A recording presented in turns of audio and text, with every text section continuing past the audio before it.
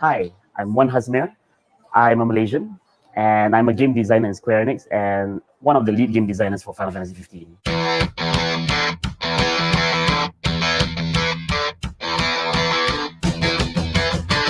A game designer is a person who actually creates the fun factor, who plans the fun factor of the game. A game designer has come to a point where we actually craft game experiences. So that's what I do in Square Enix as well. I used to go to my cousin's house a lot to play the Sega Mega Drive. Sometimes when I see them play games, once in a while I would complain about the level design, I would complain about the game, the fun factor of the game and all that stuff. So at that time I was thinking, hey, maybe I could do something about this, If I were to complain a lot, why not I fix it myself? So at that time it occurred to me that maybe I can become a game designer. My dad bought me a computer when I was 5 years old and already bought me a bunch of games. So they were very, very supportive, morally, financially as well.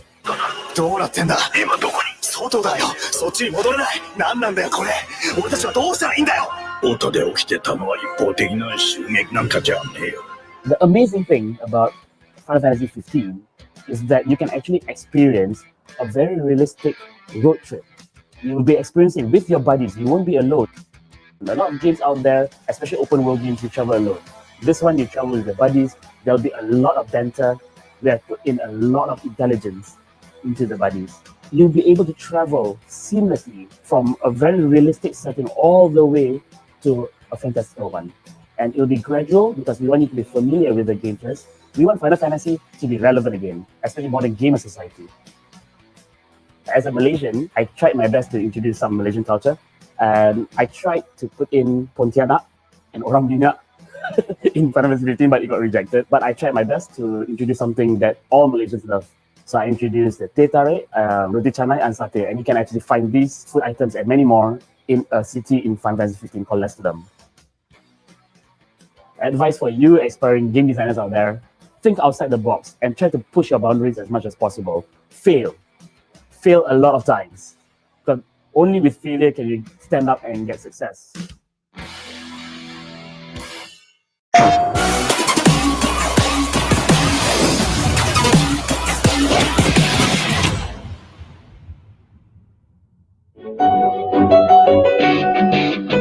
We're Metronomic, and we're based in warm and sunny Kuala Lumpur, Malaysia.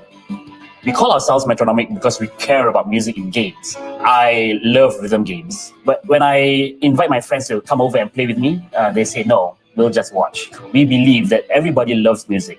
Hence, we want to make games that appeal to everyone, that has people playing the music in the game without the learning curve of a rhythm game. In our game, music is power. So the story takes place in the city that is ruled by an EDM empire.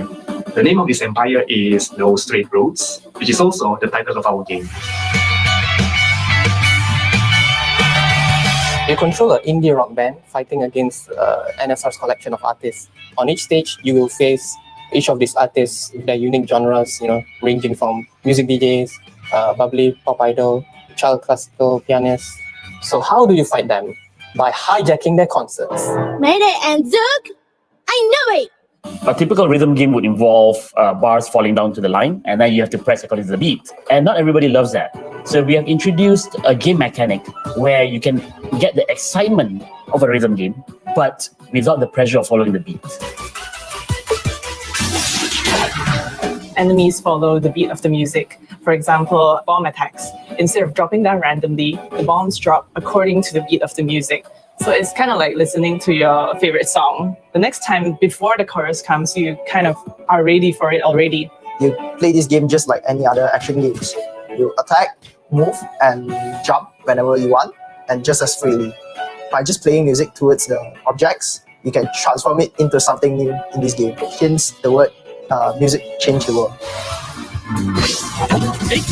On one hand, we have the heroes, Mayday and Zook, in their indie band, Fungbait Junction. They represent rock. And on the other hand, we have the villains who represent EDM. The music will shift from rock to EDM and maybe back to rock, depending on the player's performance.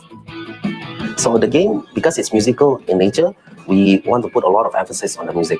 And to help us with this, we had a lot of composers helping us with it. So we have Folk, who has worked on multiple Final Fantasy series, Sonic games, as well as Made in the Abyss. And then we have James Lenino, who worked on Citus, Pagman, and Andy, who both work on Spark the Electric Jester. We work together to try and find ways to bridge between the music and the gameplay. So we programmed it in such a way that we can basically change the music between these three genres on the fly anytime when we want it and anywhere we want it.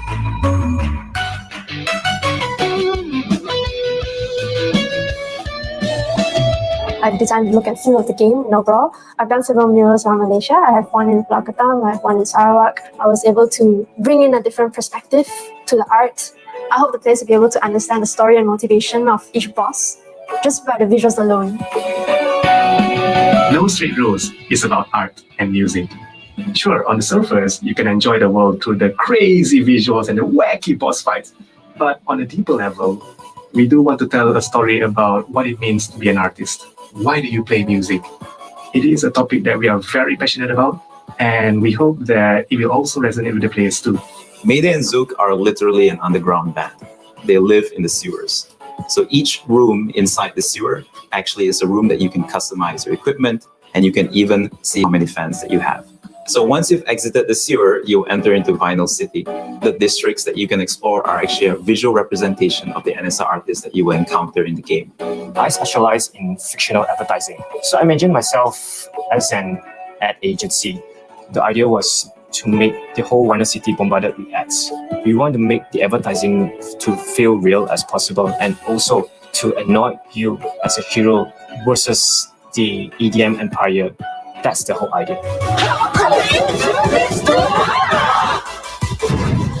So you can play as an indie rock band fighting an EDM empire in a music-centric action game that is not a rhythm game. 2019 will be an exciting year for all of us because we're working hard and we're having a lot of fun to finish the game so that you can be part of the music revolution this spring.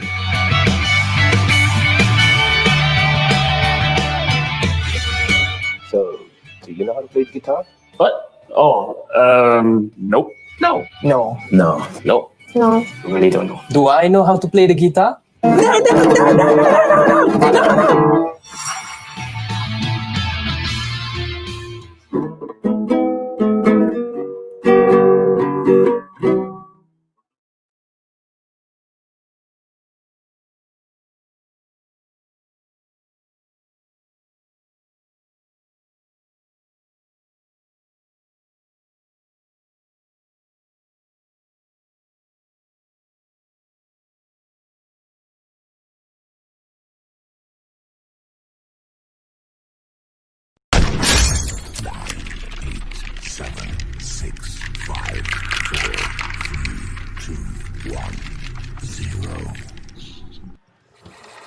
Popcorn.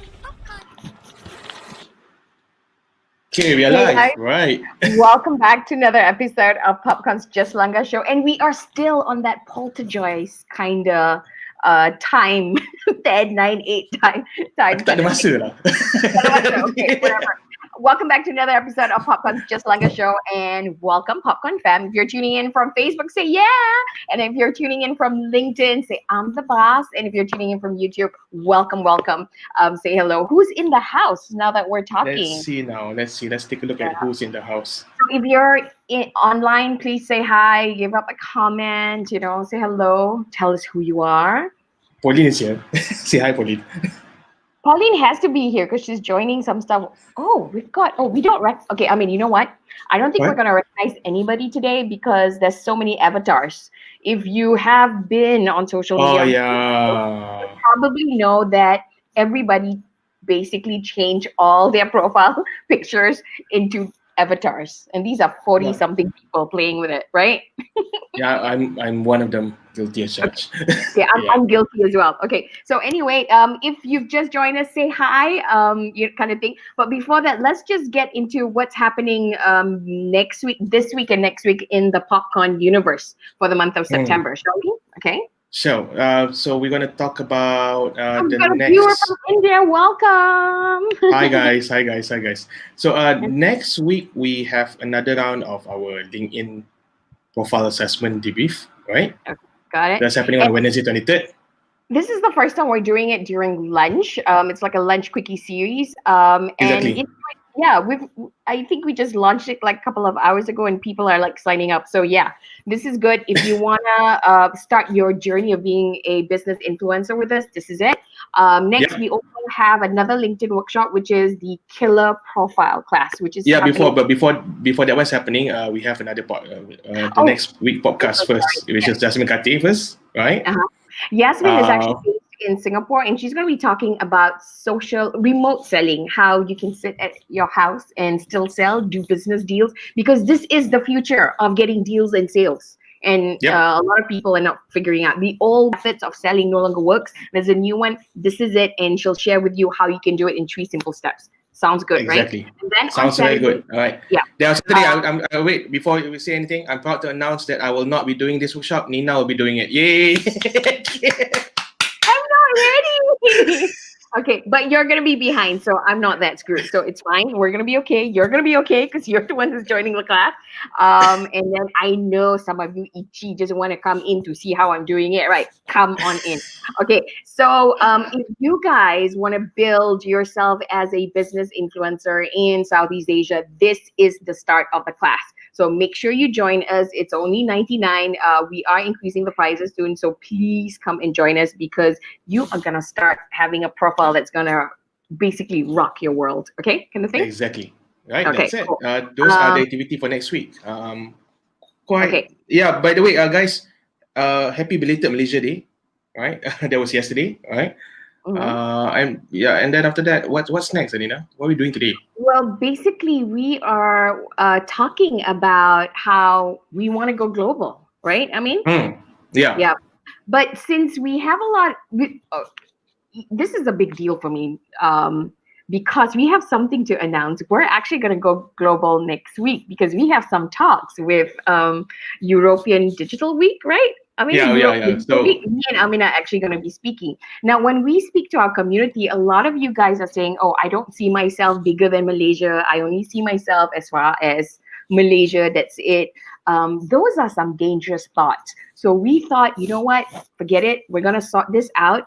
We've got like a Malaysian legend who's just basically kicking ass in the scene of creating video. And that is cool. We've got today to bust these beliefs, okay? Correct. Because if you want to be like the next Anthony Robbins or Tim Ferriss, or if you have dreams of your startup going global, then we can't have this nasty limiting thoughts. So we're going to sort it out today, okay? So are we good enough to go global? Do we have what it takes to offer the global market? And if so, how do we go about it? And where do we think where the problem is? Okay, so this is what we're going to talk about today. We're going to speak to the one man who says, hell yeah, if in fact he is doing it on the global stage and he absolutely believes that we have it in us. So if you're ready, let's just langa with it. Okay. Intro video. Roll.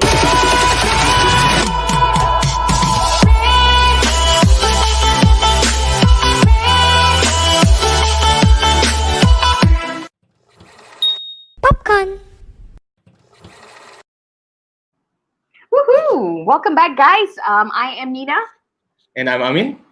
And welcome to PopCon's Just Langa show. Today, by the way, what is Just Langa about? We cover the latest on content creation, social media, entrepreneurship, and tech to help you guys position yourselves as business leaders and industry authorities through content creation. In other words, we are building Southeast Asia's business influencers and business influencer community. So if this is something that excites you, Nina just freeze, and I do not know what happened. Please Nina, join are you us. okay? I mean, why am I frozen? Yeah, you're frozen for a while. Wait, you can't. Okay, but you can hear me, right? I just see you just like freeze for a while. Okay, fine. I'm gonna repeat what I said. Okay, so what is Just Langa about? We cover the latest on content creation, social media, entrepreneurship, and tech to help you guys position yourselves as business leaders and industry authorities out there through content creation. Now, in other words, we are building Southeast Asia's business influencers and business influencer community. So if this is something that excites you, please join us. I mean, I believe you have something to share. And please make sure you follow us on all our social media channels. Yeah? Yeah. Join us. There you go. Okay, so what are we talking about this week, Nina? We're talking to another influencer. I think he's an influencer, right? Oh, definitely, without a doubt. Yeah. I would say that, if you were with us during the Ellen Pang episode, you would know that he's not just influencer. He's basically got like status because he's created a game. Betul tak? Ya, betul, memang betul. Yeah, so this week we are talking about Malaysians taking it on a whole new level, the global stage. Do Malaysians belong on the world stage? And if we do belong, what do we have to offer the world? And what is the mindset we need to have? Now, if our goal is to be a business owner, author, influencer, the likes of Tim Ferriss, Anthony Robbins, Richard Branson, it's great to aspire to be, but if we have limiting beliefs in ourselves that say we're not enough, it's not possible, all these will continue to be dreams and not reality. So to buzz that, we've got you the perfect speaker who says we can, and and he has taken it to a global level. He's already doing it, and he's got a secret weapon which you too can leverage on. So before I introduce you to the speaker, if you're joining us for the first time, we're very chillax. So if you have any comments or questions whatsoever, please listen down in the comment section. Okay, sounds good? Yeah. All right, so who is our speaker today? He is a legend. He is a Malaysian game designer, entrepreneur, game creator who has worked for the world-renowned video game developer and publisher Square Enix in Japan as a lead game designer. Now, he headed the culture team, which is assigned to create and design cities for the award-winning game Final Fantasy 15. Now, he's back, returned to Malaysia and started his own video game company called Metronomic. And in fact, together with his energetic and passionate team, they created an original game that seamlessly integrates music with gameplay. In fact, I believe his debut game, No Straight Roads, was recently released on PlayStation 4, Nintendo Switch, Xbox One, and PC. That's like pretty epic, right, Amien? I'm just like jaw drop. I didn't know that Malaysians are actually doing this. Welcome. Hello. Welcome. Okay, I got something for you. Okay.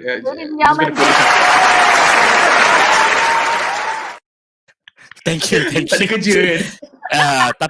Tapi one thing, I belum set my avatar lagi, so yeah, so not very modern, not very epic lah.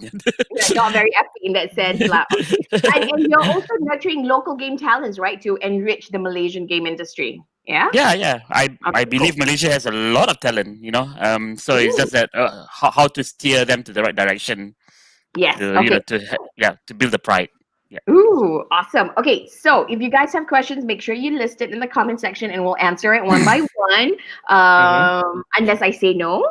Just kidding. So first things first, Hazmi, please share with us how you started your journey into creating video games. Because, during your time, which was also my time, although I lie about my age, I mean, there's no formal education, there's no formal schools where you can learn video game design. In fact, it's like not heard of. It's not a career path you would take. Your parents would probably go, it's not a proper job. There's no way you know it. Is there like a certification in gamers or something like that? I don't know. Now we do though. Now we do. But when I was 18 years old, we didn't. So not even game development. So that's how to say. I was playing games actually. A lot of games. My dad actually bought me a computer when I was 5. It was a Atari computer where you just have a diskette drive or something like that, and then you have a TV. So you just put a floppy disk. It's I was exposed to games very early thanks to my dad, and then thanks to my cousins as well. So I have a very close knit cousin, like 4 of us, ID, Daim, and also Zaid, and we like to visit each other's houses and play games like now. And I'm the guy who does not have a console at the time, so I had to visit like my cousin's house to play the Mega Drive, the Sega Mega Drive, Sonic, and all that. And then it was when I was 16 that I realized that maybe I can become a game designer because I keep complaining a lot about games. I mean, sometimes I die and I'm like, why the heck did the person put that in the game? So it occurred to me very late that game design can be a career, actually. So a lot of people nowadays, sometimes you hear stories of kids actually coding. We have level up schools now. The government is MDEC is encouraging school kids to code and all that. I didn't have that exposure at the time. And because of that, I had to enroll myself into APIT, Asia Pacific Institute of Information Technology because since there were no game courses at the time, I had to enroll into something that can make me create something lah. So which is why programming was something I was interested in. Hence, yeah, I enrolled in programming, and then I kind of forced video games in everything that I do. So it's like if the lecturer asks me to do something that's not game related at all, I will ask my team, let's make a game. And because I was so passionate about that. But there And was even yeah. go ahead. Go on. And when I graduated as well, there were not many game companies. There was Game Brain, I think, yeah. But apart from that, there were not many game companies. So I was very fortunate enough to join this advertising company. It's like a digital media company. So it encouraged me to look at things from an aesthetic point of view. So because programming, usually it's about making things work, right? But this advertising agency called If Interactive, it's not an agency, more like a digital house. So I was working with like infrared cameras for like clients like L'Oreal, Discovery Channel, and all this stuff. So it was very eye opening to me lah. And only after that I started to get into indie game development. So after I left If Interactive, I know that aesthetics is important, and I know how to program as well. And my cousin Daim, he has been helping me a lot with some of my projects, and now he's my co-founder, by the way, for my current company. Yeah. It's a family business. He's a really, well, you can say that. Yeah, you can say that. And they both don't play guitars, and their game is about playing. Yeah, he can play guitar. I can't. Oh, yeah. So okay. as much as I want to show off this T-shirt, no, I cannot play a guitar. Okay. So, Yeah. So from leaving that company that was doing stuff for L'Oreal, where did you go, or how did you decide your path? So I started making independent games. Starting with using Flash, Adobe Flash. That time was Macromedia Flash lah. And so because I can't do art, so I asked my cousin to help me out, and yeah, we were both partnering with another friend to create our first independent game called Ballistic Wars. So it was for this competition, online global competition where you have to make a Flash game that is based on certain theme. So the theme was actually ball physics. That was the theme. So I thought, because I was very passionate about, what are you looking for? Water. I was so curious. So when we talk about ball physics, it occurred to me at the time that I wanted to make something like, like a hardcore genre, but for casual players, right? Because at the time, casual games were the in thing lah. But the problem was I thought casual games were popular a long time ago. When you go to the arcade, and all you have to do is you hold a steering wheel, you know how to play the game already. You carry the gun, you know how to shoot already, right? So I thought I was so boggled by the fact that casual games are only in by 2007, around there. So we created a casual game, but the genre is strategy. So at the time, strategy games are usually considered very hardcore, right? So the project duration is only 1 month or something like that. I thought, what is ball physics by strategy? Then the first thing that came to my mind was pool or snooker. Yeah, I remember that. Yep. And we just replaced the ball with soldiers or tanks. So the tank is a bigger ball, the soldier is a smaller ball. So if you use a bigger ball to hit the smaller ball will put the planting lah. That kind of concept. Very simple concept. And yeah, he won third place in the global competition. Yeah. Wow. Wait, on what? Global? On a global Flash competition, yeah. Wow. Yeah. So that kind of gave me some like motivation lah, that maybe I can go into this path lah, because Flash game was a long time ago, isn't it? Yeah, Flash-based games were the in thing in the 2000 era, I guess. Yeah, in the early 2000s. Yeah. Wow. In the early That's 2000s, how long you've been in. And from there, sort of, but yeah. And then after that, we created another game because there was another competition. So it was based on what was it? Upgrade. Upgrade was the theme. And this time I partnered with my two other cousins. site and ID. So we made what we call a shmup. It's like a bullet hell game where you have to control this ship, and then there are a lot of bullets, and then you have to avoid the bullets. Oh, I remember that. Yeah, and it's still a big thing now. I mean, like Toho, for example, there's another game like that. Yeah. And again, to make a hardcore genre casual was the thing I wanted to do lah. So yeah, so the concept was that you cannot shoot until you absorb an enemy's attack. So that's where we put the upgrade concept to the test, lah. So you have this line, and then when you upgrade, you cannot shoot. When you shoot, you cannot upgrade. So there's a balance between the two. Hence, usually in bullet hell games, it's always a game designer's fault if you die, because the bullet hell is crazy. But in this game, it's your fault. Basically, if you die because you didn't balance properly, right? And that one won first place. Oh wow! The On the global. Wow. Okay. So Yep. inspired by all these wins, what did you Yeah. then do? Yeah. So what I did was, I wanted to grow as a game designer, right? And I was thinking to myself that if I were to continue indie this whole time, then I might be just recycling what I know, So I thought it was time for me to increase my knowledge in game design. So I had two choices: Western or Japan, right? Those two are the biggest, countries, US and Japan, right? And at the time, I bought a lot of books from Kinokuniya. All these game design books that cost like 150 ringgit above. It's really crazy cost. And most of the books actually cover Western game philosophies. So I thought I wanted to give myself an edge by going to Japan, right? So because Japan is like this black box, you don't know what's happening in there, right? Until you get in there. So yeah, I just saved some of the money. I did some part-time lecturing in the One Academy and also APU, and then used that money to fly to Japan.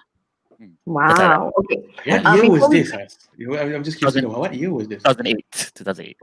Wow. Wow. When I was Okay, 20 that years was old, when- yeah. 20. 28. 28. Wow. I'm Okay. For 1980 born. Yeah. wow. Okay. So a lot of people, 28 is considered old. They would think they would not even have. Yeah. gone to- A lot of people can achieve many things more than what I can achieve in 28 at 28 for sure. Yeah. Was there like a community at that time, or you like totally alone in this, and just figuring out along the way? There was a bit of a community. I mean, at the time Okay. also MDEC was active, to support the game industry, especially when we released the indie game. That it kind of got the attention of MDEC lah, and that's where I got to know some of the people in the game industry now. So there was a bit of community, but it's not as Big. active as now. As big as now, yeah. Now it's so much bigger. So Okay, cool. I just want to say hello to a couple of people here. Hey, Johan, Keanu, and Facebook user. Oh, this is Rogue. Rogue, okay. Yeah, and if you actually see him on Facebook, he's using his avatar, which looks like a Burt Reynolds sexily dressed kind of thing. And then we've got Arisha, hello, Jasmeet from MDEC is in, and Tengku Razman, and of course Shalene Chu. I think there's a question. Oh, hi, Fred. Fred is Fred said 28 is not old. Yeah, I agree. yes, yeah, okay. Yeah. Fred said 28 is not old because he's older. That's why. No, just kidding. Same here. Johan has a question. There's a young man. Johan, by the way, is based in Sarawak, right? Johan, he's with Swinburne University. He says there's a student, an aspiring game developer that he's gotten onto LinkedIn. What would be your advice to give him?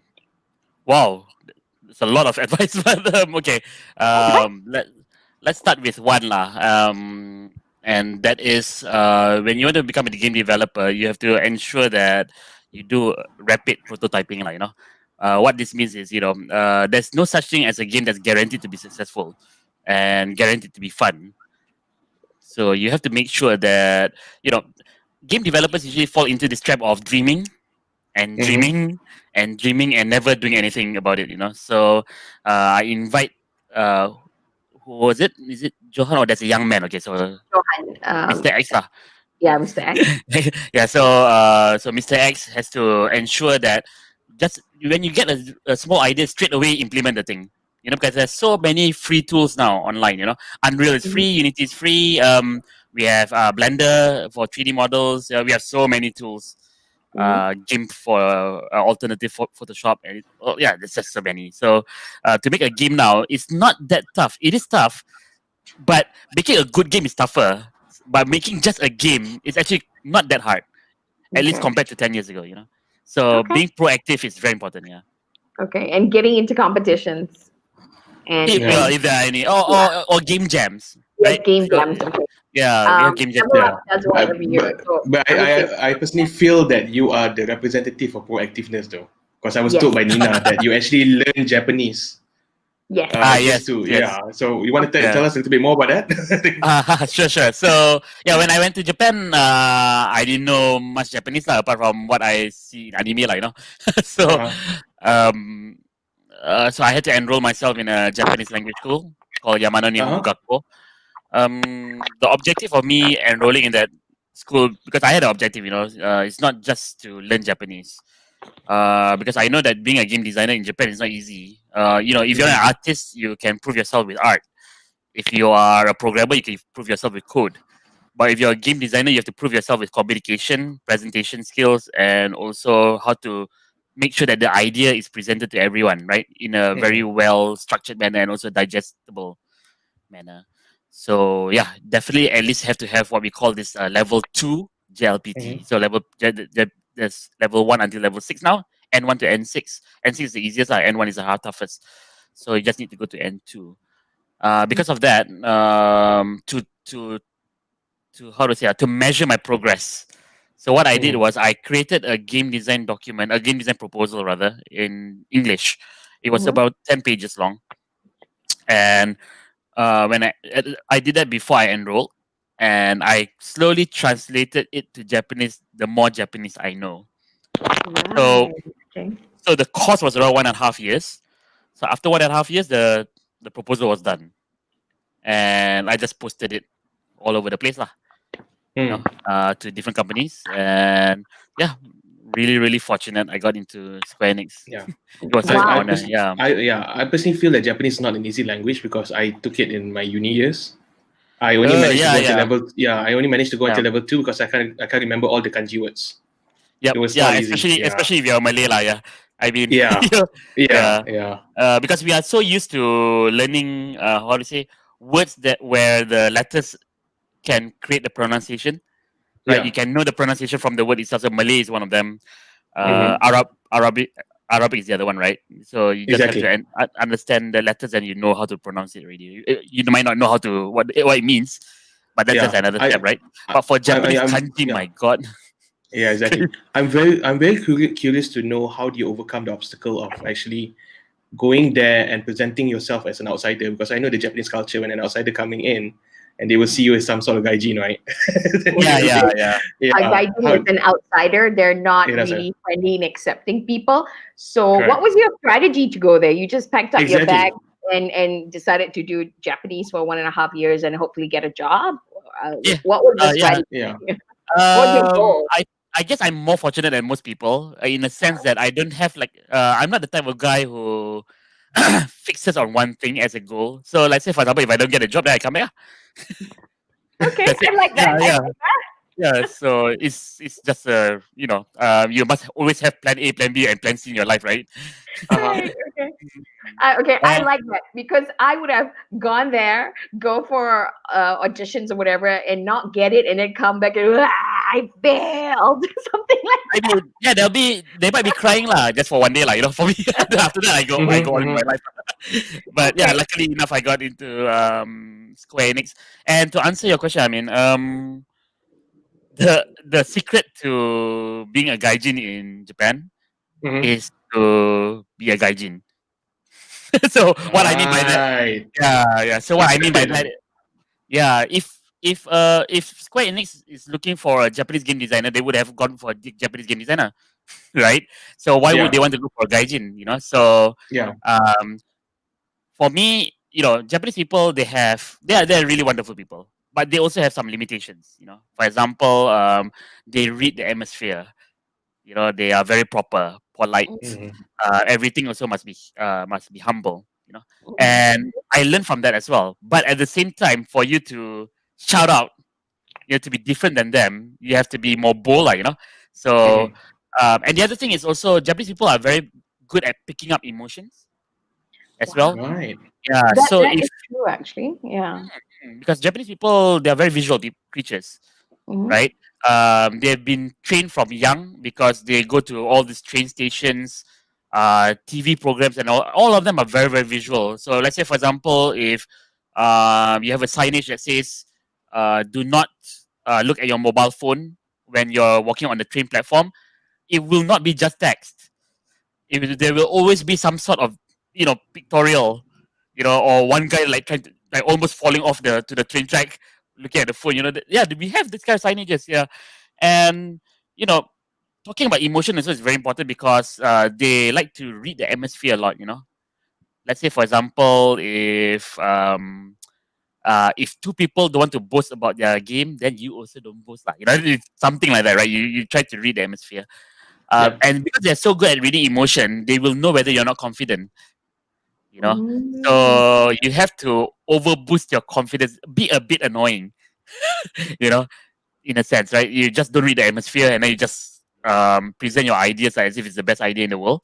Mhm. So you lessen the humility a bit compared to them, then you will stand out compared to the other Japanese, lah. So my Right. so my number one rule of being a gaijin in Japan is to recognize that you're a gaijin Mm. and Good embrace job. it. Yeah. Okay.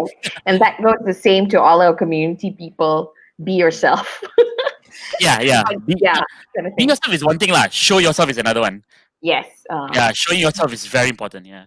We have this commandment in popcorn, it pays to prasad. So Oh. kena lah, because otherwise we get left behind. There is a question by Annalisa. She just saw Mark Zuckerberg Oculus Quest 2 launch yesterday. Mm. So she's asking, how far are you from developing AI and VR for games? Is that your plan in the first place? I mean, I don't know. I don't understand what it means by developing AI, because AI, AI is seeped into different into games, right? In many different ways. You can have an AI that plays chess against you. That's the highest form of AI. To just a character following you when you're walking. So that's also considered AI. Also, yeah. So, but for VR though, I have created a VR game before. I was a lead game designer for Monster of the Deep Final Fantasy 15.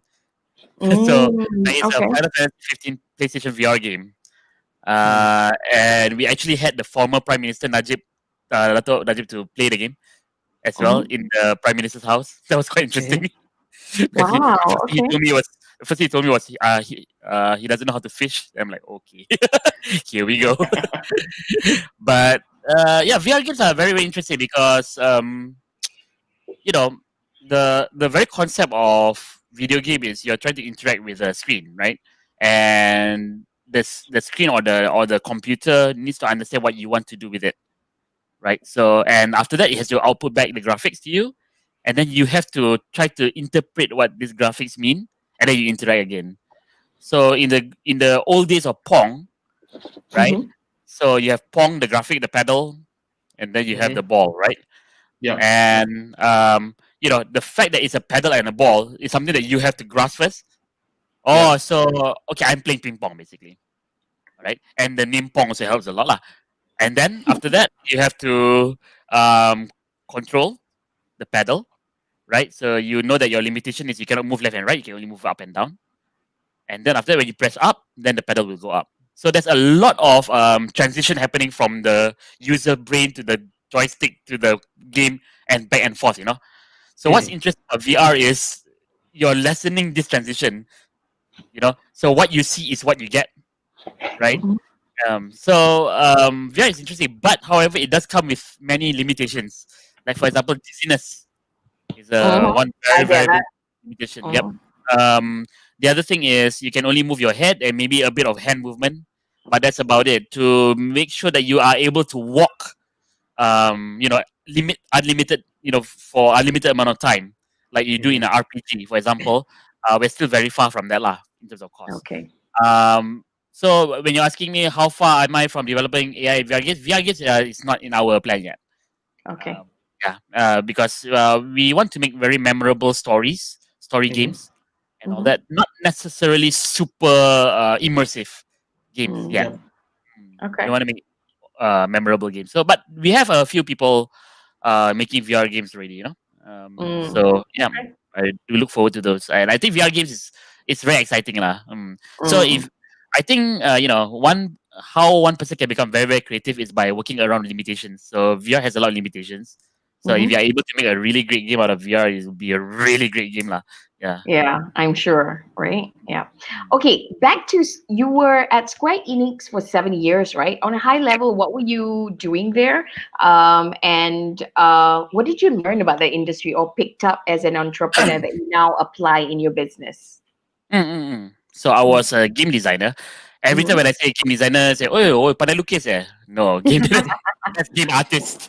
Okay. Okay. A game designer is like the architect of the game in terms of the fun Okay. factor. Okay. So I was given the role as a game designer for Final Fantasy Versus 13 first. So that Mhm. was a former name of Final Fantasy 15. Mhm. At the time, I was what we call a level designer. So what a level Mhm. designer does is we have the briefing of the story, Mhm. and then we have a briefing of what the player can do, and then what we have to do is we have to lay out the level and maybe even come up with interesting interactions. You know, so there was this party room in Final Fantasy Versus 13, which unfortunately became a movie after that. Like so it's only a movie scene. But the party room, you can actually walk through the guests. And then of course, since you are the main character and you're the prince of that country, so people will look at you. So you have to, how to say, I have to make sure that the NPCs look at you to Mhm. show your presence to tell the story without any Mhm. dialogue, right? Yeah. And then after that, Okay. you meet the love of your life after that upstairs, and then the staircase, how it seamlessly when you walk on the staircase with a free camera, and then you have to make sure that it seamlessly goes into cutscene from that camera, for example.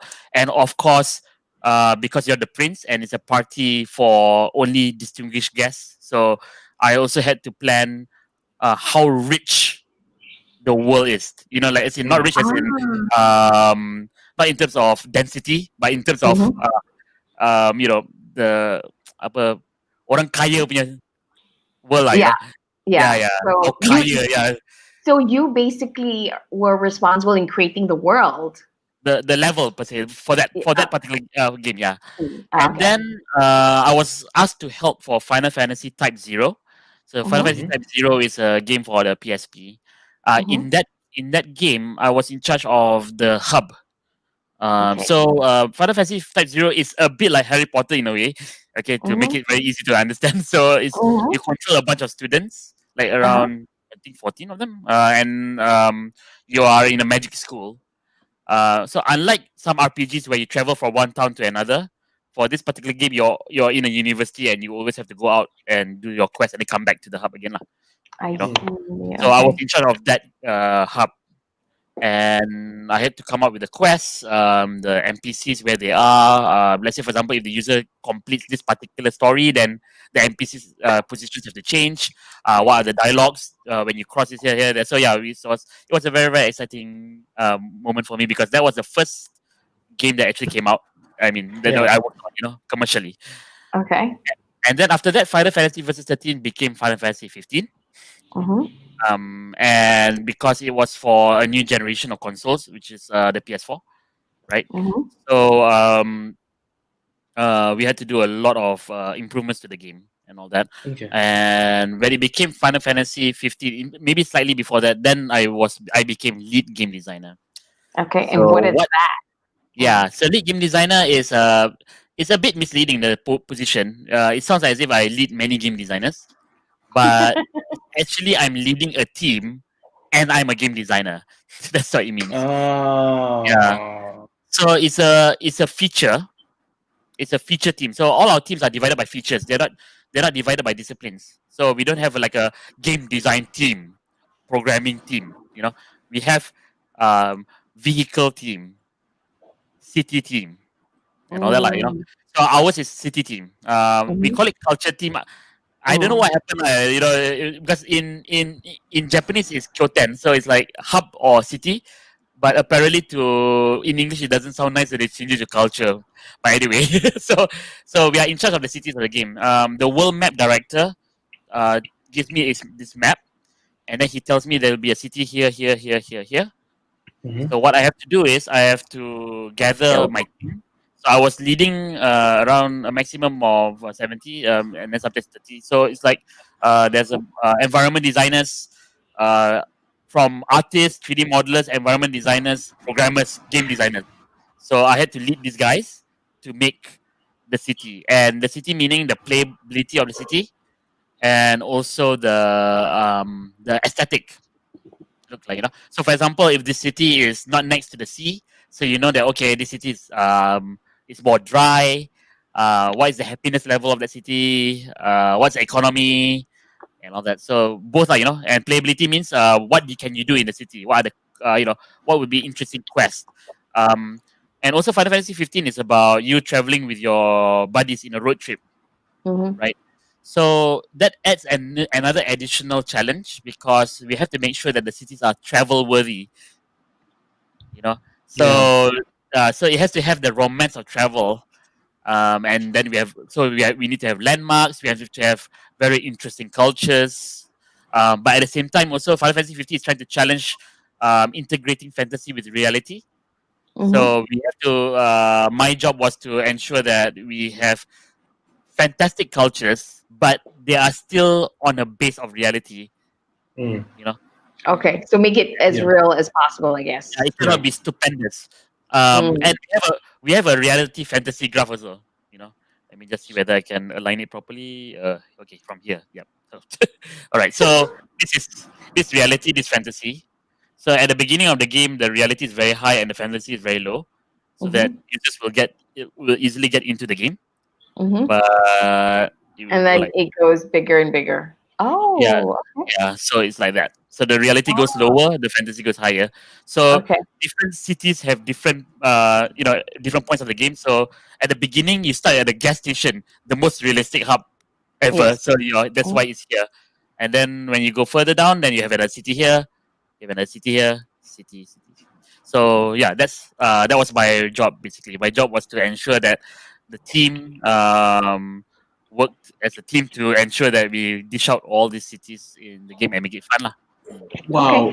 The whole passage from ideation all the way until execution must be a lot of stuff going on there. Yeah. Yeah. A lot. 7 years, right? Yeah. No. It didn't take 7 years. I cannot tell you how long it took. But when I joined Square Enix in 2010, Final Fantasy 15 was already in production. Wow. And so all the way until it changed to Final Fantasy 15 until the release in 2016. Yes. Okay, I got a personal question to ask you. And you're also I mean, something. Yeah, go ahead. Personal question. Okay. For me, right, when I look at Final Fantasy as a franchise, as a brand, right, it's like Star Wars and Star Trek. They have like a cult-like status punya group of followers. Personally, for you, right, when you got the job, how do you feel? Because for me, right, I played Final Fantasy 7. So it's like a childhood dream though. Tiba-tiba how do you feel when you get the job? Yeah, it was surreal lah. I mean, to be honest with you, when I went for the orientation, the first day I joined Square Enix, right? Yeah. They didn't mention the project yet, so I had to go through this orientation process. So they teach us about all this HR stuff and and all that lah, And then when I rode the elevator to go upstairs, they finally tell me the project. I was expecting to be in a like a mobile game lah, just because this guy is totally new. He just made 2 Flash games. That's it, Right. And then when they told me it's the biggest Final Fantasy game that they're making, which is Final Fantasy versus 13, I was in shock, in total shock. And not only that, the people that I'm working around is like they were art directors of 7. They were it's just crazy lah. And I was reporting to Nomura-san as well. which is Wow. really the big name. Yeah, and I got to meet him like within the first week of my work in Square Enix. I had to Wow. present the level. Yeah, it was very surreal, like, but I had to keep it cool, right? I cannot like act like a fan, like so.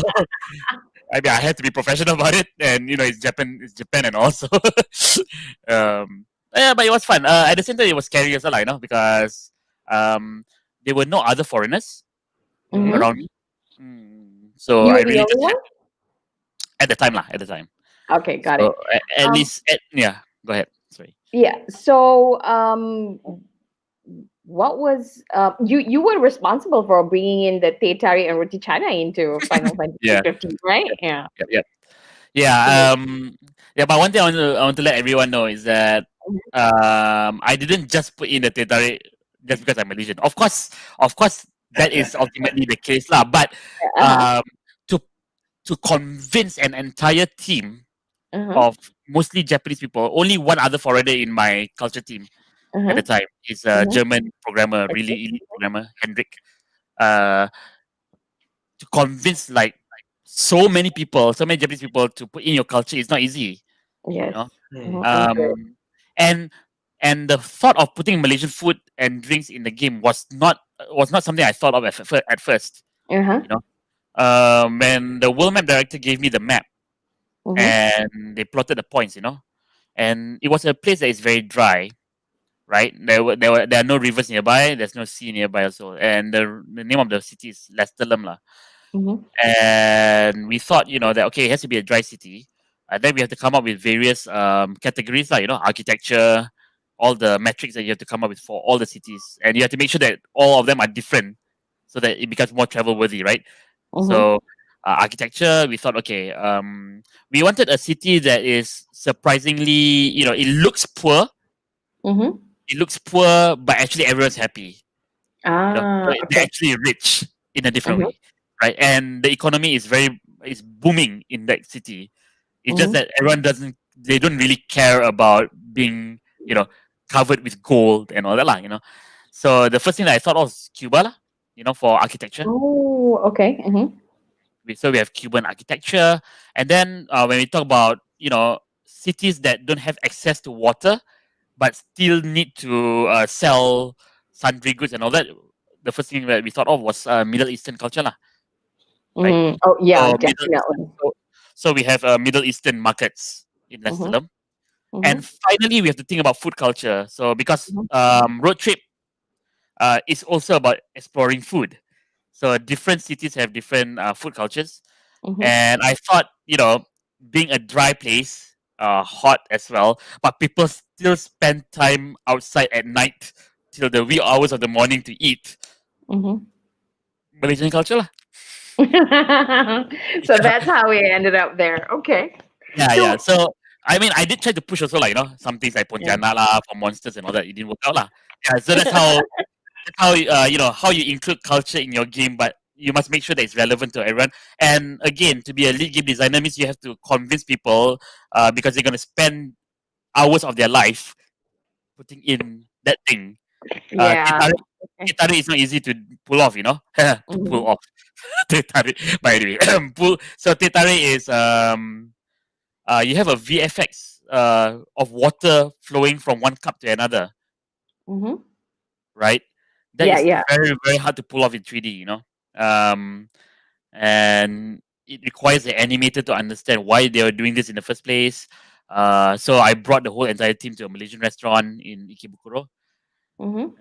and asked the auntie to give me the two big cups to tarik the tea. Mhm. And yeah, and then the animator did it. A lot of tea was spilled. But at the end of the day, yeah, the VFX was pulled off by the animators and the VFX artists. Wow. Okay, that's amazing. Mm. Okay. So 7 years. What did you learn? What did you learn over there about culture? Because you now say that marketing our culture through games. What was the biggest learning point for you that you now bring back and incorporate into your games and your business? Okay. I think the biggest thing I learned from Final Fantasy 15 is, some huge Final Fantasy fans might like the game or might hate the game, because Mhm. it's not a traditional Final Fantasy game, in all honesty. But I know a lot of people who tweeted, or even shared that it's their first Final Fantasy game, you Oh know, wow. Okay. and the reason is because it had to be relevant, right, to them. Mhm. And we had this talk in Final Fantasy 15 lah, when we were discussing how to make Final Fantasy great again. Mhm. By inserting all this relevance and all that, and we thought that a very very common emotional context for a lot of people is the romance of travel, right? Right. Uh-huh. And obviously a lot of RPGs have traveling, but we rarely see a RPG that has a road trip with your buddies. It's a very very modern way of traveling, right?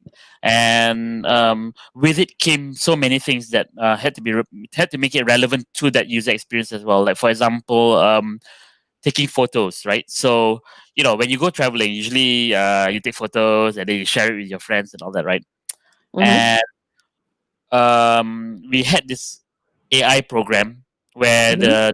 where one of the characters actually take photographs of your travel. You know, Mhm. um, usually in this situation, you would just say, okay lah, you just have a screenshot feature. So you can take a screenshot and then that's it. But for FF15 was a bit different. Mhm. We had to make sure that the screenshot is happening automatically, just like how real life is. So the screenshot being the photography, lah. And Mhm. it took a long time to make that. Thanks to another foreigner Mhm. called Sun. So he's the lead game designer for the Buddy team. So Right. Okay. so he has convinced the programmers and all that to make something like that, and Mhm. it worked out really well. So a lot of people actually shared the photographs online. Mhm. The reason is Mhm. because the photograph is yours and yours alone. There are some that are Wow. preset, but most of them are taken at that particular time when you're walking at that scene. Uh-huh. And it feels very nice because it's passively taken, Mhm. right? You don't Okay. purposely take the screenshot. It's someone Mhm. else taking the photos for you, and then to your surprise, like, oh look, there are some photos of me. And that's Mhm. the joy that we wanted to bring for the game. Mhm. Among many other things like food, right? Okay. We spend so much time and effort to make sure that the food looks delicious Mhm. in the game. And we had an art director who also is a really great chef, Mhm. right? Wow. Okay. Yeah, and so, sometimes it's you to actually cook the food, then only we photo scan the food. That's how the food looks so great in the I game. see. Yeah, and then Okay. the cities are also travel worthy. So Okay. what I'm trying to say here is that one thing I really learned from the team is that relevance is so important. Mhm. The emotional context of a game is super important. The humanity aspect, rather, you know, Mhm. we have to understand that humans play games, Mhm. right? So this is something I learned, like for example, when in Japan, I don't know whether this is limited to Square Enix or not, but in Square Enix, when you try to propose something like a game idea, let's say like a new mechanic or whatsoever, um, you have to you have to implement it first. The controller has to be in your hands first. Then only everyone will go, okay, that's interesting. So they have to feel it first. The emotion has to kick in while Mhm. that's happening. So yeah, it's not just but making a game is not just a bunch of theories. Because there's no one theory that works, right? What has to work is the emotional context that comes with the game, I see. and that's something that I learned really a lot in Square Enix, and I brought that to Malaysia as well, and I tried to teach people here lah. About that. Okay. So in other words, it's about people responding to it, right? And Yeah, how yeah, it's relevant. In a way, yeah, yeah. social, yeah. In a way, businesses is like that because you got to look at your market and see how they respond to it, what Correct, their correct, correct, pain is, right? Yeah, correct. kind Yeah, of thing. but the thing is, like for business and marketing, right? Mm-hmm. Sometimes people look at the numbers only. Oh, I have Mm. a lot of views. Oh, that's a very nice number. you Mm-hmm. know but I think even not only for video game development, for marketing, for architecture and all this stuff, right? You have to Mm-hmm. care about the humanity of Mm-hmm. that usage. you Mm-hmm. know what are people engaging in that product? How are they engaging in the product? What is the emotional what is the emotion that they go through when they interact with the product? Are they happy? Are they sad? Are they crying? Are they annoyed? Do they feel lonely? Do they feel less lonely? You know, only when you can tackle all this, only if you understand all this emotional context, then only you can make a game that touches people and makes it have a higher context. So the views, the purchases or whatever will just jump up automatically when you switch your brain into thinking that a human is using a product. Yeah. Okay. So bringing back all this, how did you incorporate that into your new company and your new game, which you just released? So or the principles that you incorporated into the new game and company. Yep. Again, the concept of relevance is very important, and the concept of emotional context is very important. When we started to think about our game, No Straight Roads first, the first thing that I wanted everyone to think is, what is the emotional context? What's the user experience of this game? You know, at the end, we came up with your music can change the world. You know? So we took that literally. Like, you know, when you play your guitar next to a prop, it will actually transform into a weapon. So your music can change the world physically. Your music can change the world morally. So we make sure that there's a lot of visual language that changes as you fight a boss, you know. Thanks to my cousin Daim. Yeah, he's the creative director as well. So he's very big into stories and humanity, like, you know, maybe bigger than me because of humanity. He's really, really looking at human aspects of things, and he wants to make sure that all the bosses in the game are not just pure evil. You know, that's the reason why they are playing music. Oh, by the way, our game is No Straight Roads, and the objective of the game is you're an indie rock band trying to topple an EDM empire that has banned rock from the city, because music in this game is power. It generates electricity and all this stuff, so it's more important than just for the form of as a form of entertainment, like, you know. And you know, when you fight all the bosses, you can see there's a change in the boss somewhat. So in terms of moral values, or in terms of your what should I say, emotional factor, you are also changing the world with your music. Oh wow! So how do the bosses change? They become better people? Is that what you mean? Not necessarily. Okay. Some of them might just come to a realization that something else happens.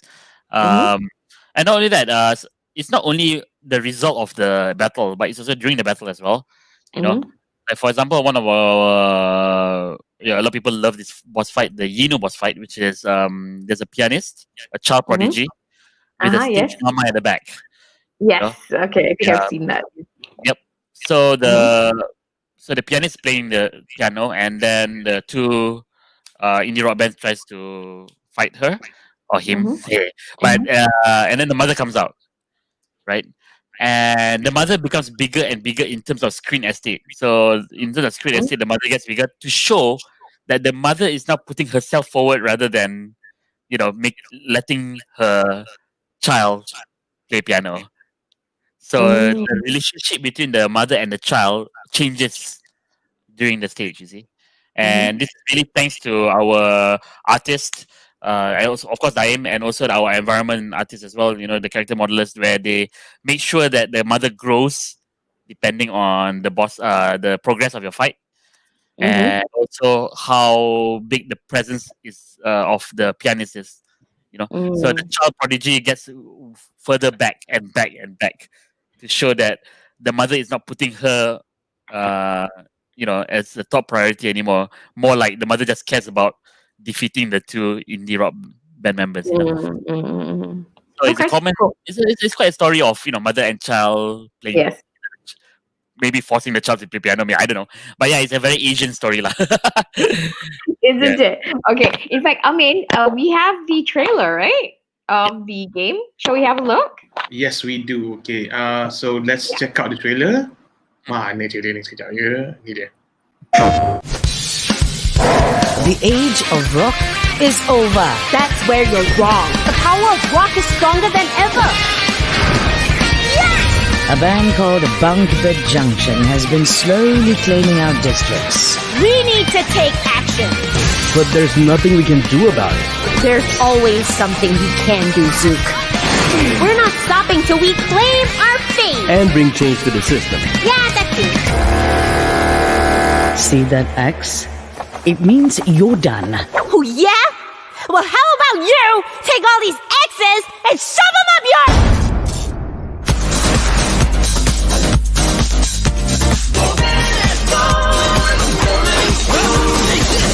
First, they rejected us. Then, they denied our right to rock out. This is wrong. I hate to say this, but I think you might be onto something. We're gonna rock onwards with all that we've got. Are you with me? To the very end, May. We fight for the little guys!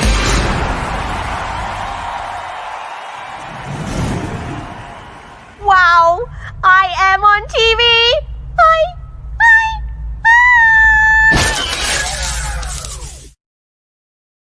PlayStation.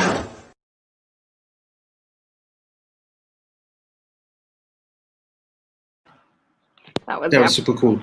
When did you launch it? And how are people... Obviously, you incorporated some Malaysian culture in there as well. Did you? Yep. Okay. Yes, we did. Which part? Well, I think for people who play the game, you already know. First of all, a lot of voice actors are Malaysians, and I know one of them is Stephen Bones. Yes, Stephen Bones is one of them. Su Ling is the other. Uncle Ali, a lot, a lot to mention. But we try our best to ask them to maintain their Malaysian accent. Wow. Okay. And there's something that we can discuss later, But a lot of Malaysians, they're very, they feel cringe when they hear their own accent overseas, which is very silly, because we have a lot to offer, So anyway, we'll go back to that later. But anyway, and we also have a DK Barat boss as well. Oh wow! Okay. Yeah, his name is DK West. I think I already DK know. West. I like that. That's so cute. And then we make it relevant by making it a rap battle. So DK Barat is essentially a rap battle. Wow. Anyway, and you fight him by using your shadow and his shadow. So wayang kulit also. Yeah. Wow. Shadow puppet kind of thing. Okay. That's And amazing. yeah, a lot of people like the song actually. Okay, and how's the market responding to it? Like you just launched like a month ago, and how's everybody responding to it? Yeah, wow, it's fantastic. I mean, I understand that some people are complaining about the bugs. We are trying our best to fix it. We already launched a bit of patch, but we are still continuing to do it thanks to our wonderful programmers. But wow, just look at the amount of comments and the amount of fan art in Twitter and in Reddit, in Facebook and all. It's crazy. I can't believe how it blew up. I mean, this is considered our debut game. So obviously, Daim and I, we were not expecting this much of celebration. And I feel that I like how the game is being celebrated. For its story, for its characters, and all that. And we are very, very honored that people are actually drawing art for this game. And I heard that you made profit on the first day of release, right? Yeah, correct. Wow, that's amazing! Congratulations. Thank you. That deserves an applause. Why is it that every time I go for this just Langga, right? I felt like I'm in the wrong business. Hey, you never know. Today I'm going to become a gamer tomorrow. Because when you were young, your parent put you on the lab and say, okay, you can either be an engineer, doctor, or lawyer, that accountant.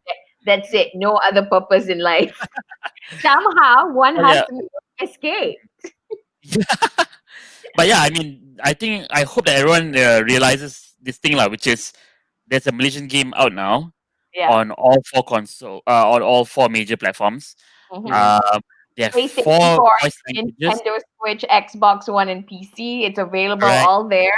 Please go and get it. And it's voiced in 4 languages. It has many languages with subtitles as well. and it got profit on the first day. So I think it's something that we all Malaysians can be Uh-huh. proud of. Yeah. Mm. Okay. And the people who are playing it, they're not just Malaysians, right? They're No, they're obviously not. from everywhere. Yeah, they're from everywhere. This is something very interesting. Like, this is a spoiler. So DK actually speaks Malay as well in the Oh game. wow. They choose English voiceover. He speaks Malay. Uh-huh. So you see all these foreigners. Sorry, not foreigners, non-Malaysians. Let's go. So non-Malaysians actually commenting. Like, is this really a language, or is it made up Oh language? really? Wow. Yeah, Okay. and some of them really love the accent as well. Really? Okay. The Non-Malaysian. Malaysian accent, you mean? Yeah, yeah, Okay. Okay. and it's quite common to hear Malaysians complaining about the accent. Yeah. So okay, Yeah. let me get it straight. So the Malaysians are complaining about the accent, but the foreigners are loving it. Yeah. Wow. That's the general consensus. Yeah. Yeah. Okay. So what can Is this a Malaysian thing or what? it's definitely a Well, Malaysian. Yeah. I mean, I don't know whether it's apparent now, but the term local also means locality, right? Yeah. Yeah. That's very local, Yeah. So a Japanese, when they see that, let's say the meat, okay, it's bred in Japan or whatever, like chicken, or whatever, they're like, oh, we have to buy this. We trust our product. So of course they deserve it also, lah, because they really take care of their products and all that stuff. But Malaysia, yeah, we're getting somewhere now, and we have to start somewhere also, lah, in terms of Yeah. pride. Like, Okay. Yeah. you guys, yeah, and Malaysian accent is not that bad. In It's fact, it's something that we have to embrace. Yeah, something that we have to embrace, and it makes it special as well. If you Mm. sound very English and all that, you want Mark Hamill to voice your Malaysian game, that's fine, like, but why? Yeah, that's the thing I'm trying to bring up with our game, lah. Right? Yeah. Why do we have to do that? Okay. We have to celebrate the differences. Yeah. Okay. So what can we teach businesses and entrepreneurs? What do most people get wrong about our culture? I think we are the first one to condemn it, right? The Yeah. accent. Yeah. Yeah, that is one mistake that we do, lah. Another mistake is the complete opposite end of this spectrum, Which which is? is too proud of your culture. So what this means is that, so for example, if I were to make a Chongkak game, I think it'll be successful. No, it won't. Itu short movie. Yeah, short scenery. So the short scenery is also not good, Mm. which is why I think that culture can be great when it comes with relevance, right? Mm. Um, I was in Japan for 10 years, so I know very well that Japan, they really love their culture a lot. Mm-hmm. And when you watch your favorite anime or read your favorite manga, you see Doraemon, Slam Dunk, and all this, right? You know how much they embrace their culture, right? Yes. Slam Dunk, yes, it's a manga and anime about basketball. Basketball might be a very American sport, but you look at the surrounding, everything is very Japanese. From the environment to the school, the way they talk, the way they present themselves, and they're not shy to show that, right? And Slam Dunk comes with a lot of relevance. It's not only a bunch of Japanese people playing basketball. It's about youth. It's about loss. It's about victory.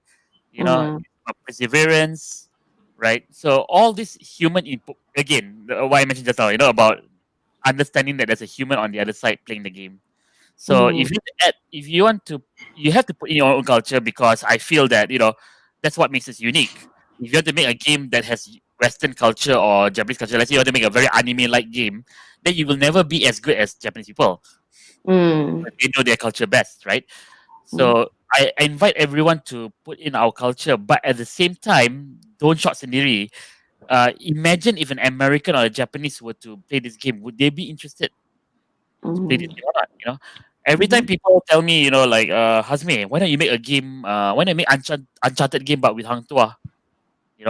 Then the first thing I say to you is, so why would people buy this compared to Uncharted? So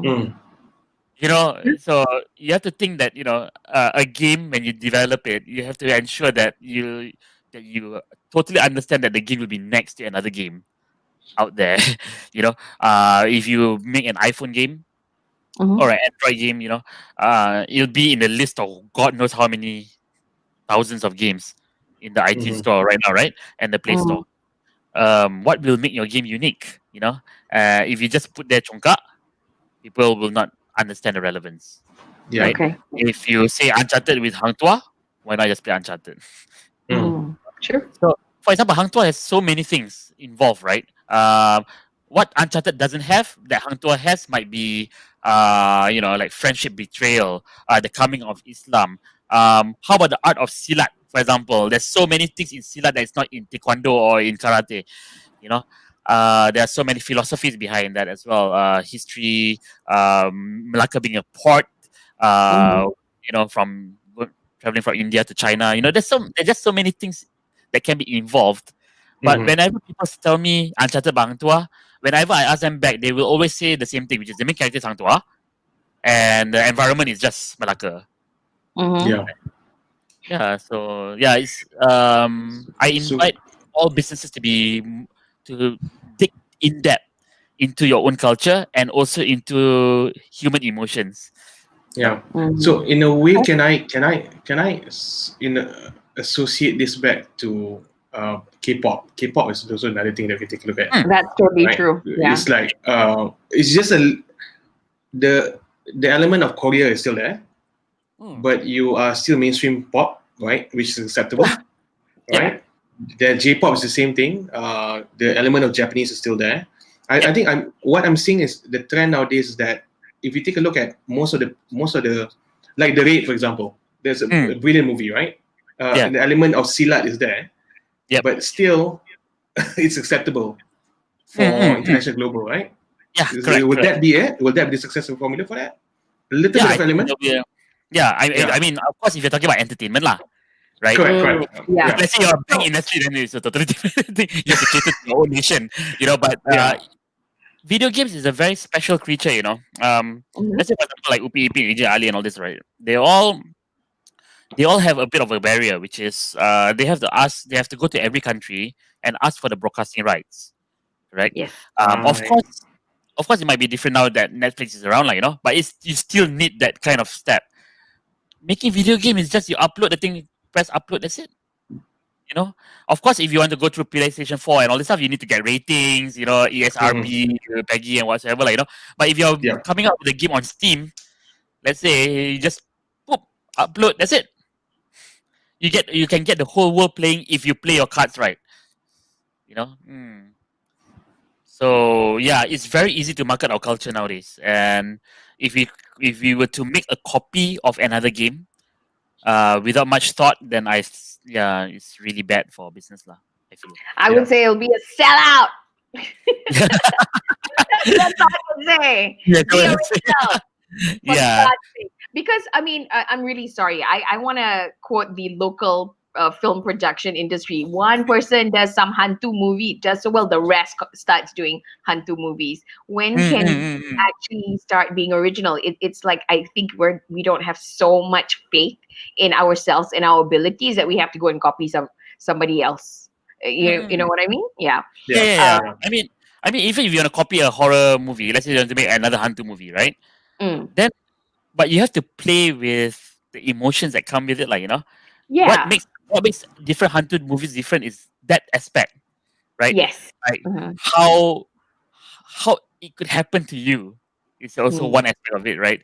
For example, I wouldn't call Black Mirror a horror movie, but Black Mirror is a very, very scary form of entertainment because it's playing around with tech and how scary it can be, and a lot of the Black Mirror episodes are interesting because it feels like macam it can happen. Yeah. And I think that's even scarier. Yeah, because, exactly. Because of the relevance of it. Like I don't need a lot of hantus in my life. Let's just ghosts in my life. Let's just do that way. But Black Mirror kind of stuff. Oh, holy shit! Yeah, Like for example, I just went to Polytechnic Metro today to probably give a little kursus. One of the students actually made a game, a horror game, based on your car being stuck at Leburai Karak. Okay. Oh, that is so cool. That is freaky. Yeah. Okay. Yeah. The concept of Leburai Karak the kampung being in Malaysia, Yeah, that is something unique to us lah. So that's fine. You can keep that in. But the fact that you're stranded without your any control and you're in the middle of a very dark highway feels very relevant to a lot of people. When they drive through dark alleys, they are very scared that their car might break down, right?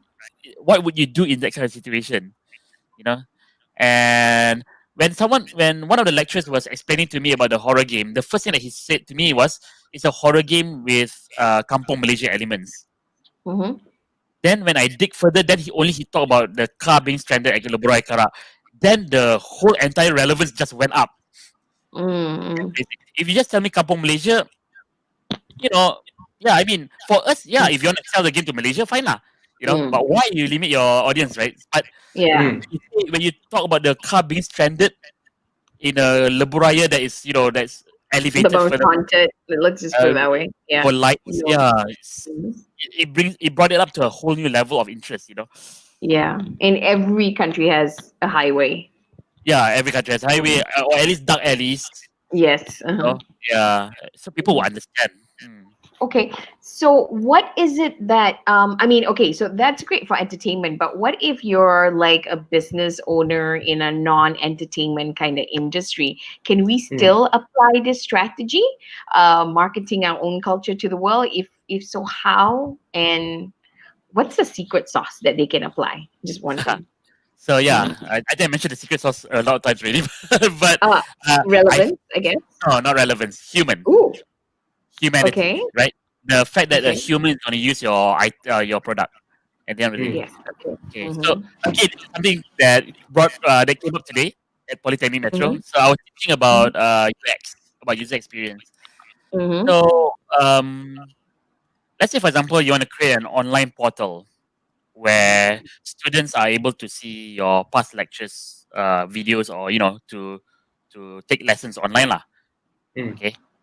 So usually a lot of people, they approach it in this way. They will present the UI. First of all, you have to log in with your username and password. After that, then you go into this menu. In this menu, you have this. And then after that, to me, that sounds like a structure, but it doesn't sound like something that's catering to a human being. If you want to push this concept further, think about the student who is just cleaning his room, going to the shower and everything, and trying to delay taking that video, taking the online class, because he is dreading it. I have to take online class, I have to be on webcam and all that.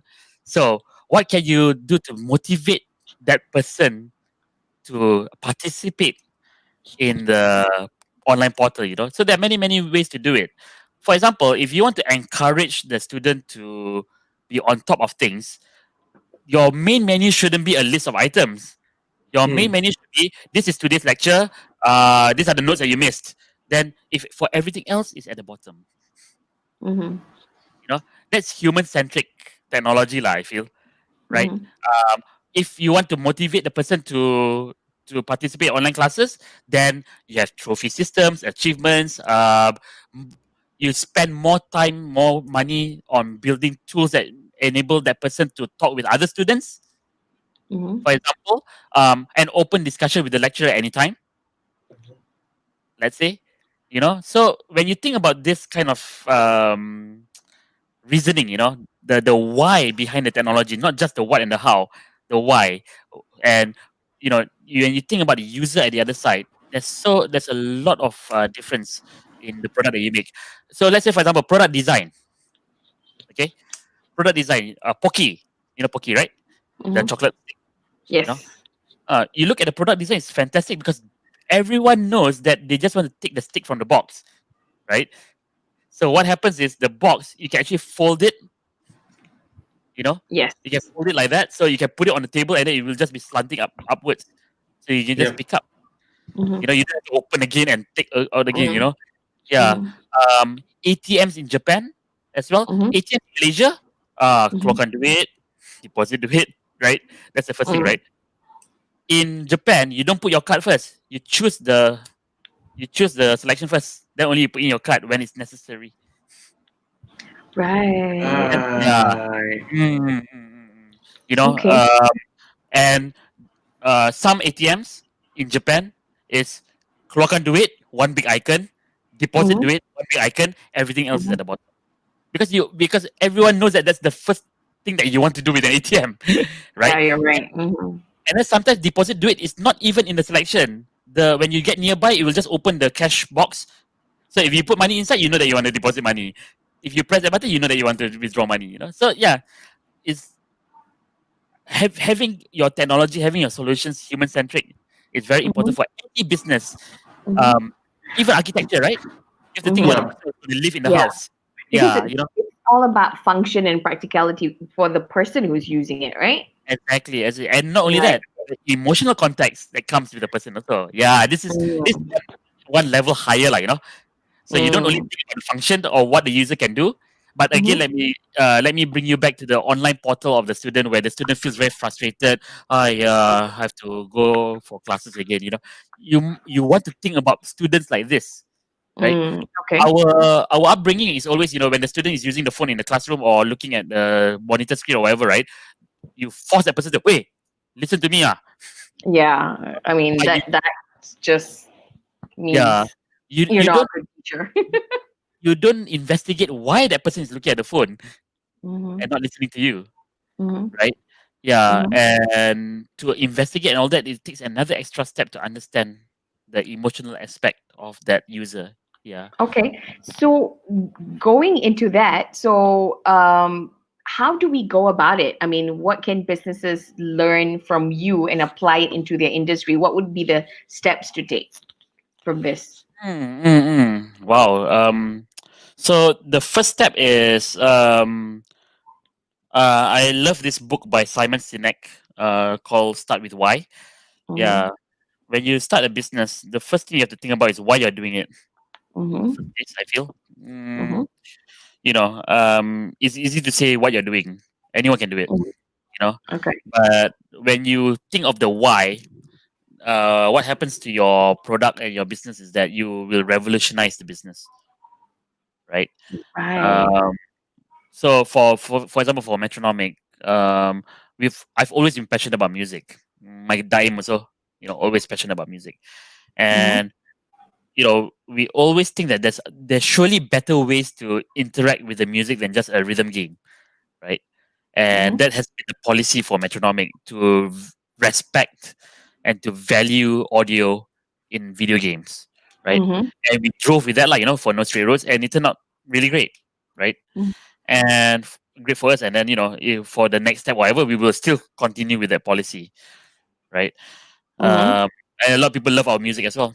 A lot of people love our music, That's and fantastic. Mm. yeah, and then I think you know, I think businesses sometimes they lose sight of why they're doing things, right? Mm. What are they Mhm. trying to change, you know? And you know, I you shouldn't think uh the business has to make profit, because that is every single business out there. They have to make profit. Mm. Okay. Mhm. There has to be a much more human reason you're doing something, you know, right? Mhm. And that is why companies like Twitter, Facebook, Nike, Adidas, and all this, they're thriving is because of this, lah, right? Mhm. Twitter is based on the concept that humans just don't have the discipline to read a long article, right? Yes. Yeah, yeah, Mhm. stuff like that, like, you know, yeah, and it works very well, right? A lot of people are on Twitter now, and Mhm. you get a lot of bite-sized news, a lot of bite-sized trends, just by Mhm. reading like for 10 minutes, Mhm. right? Mhm. Indeed.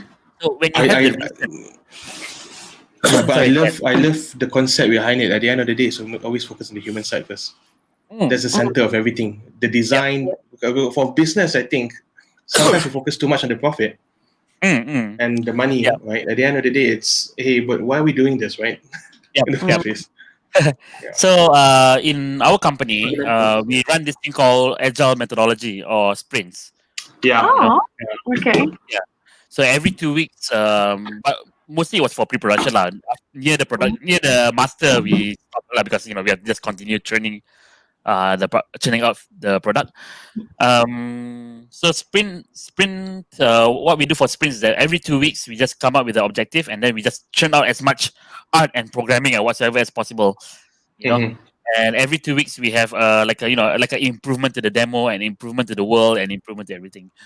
And the sprint is also enforcing the concept from why to how to what, rather than the other way around.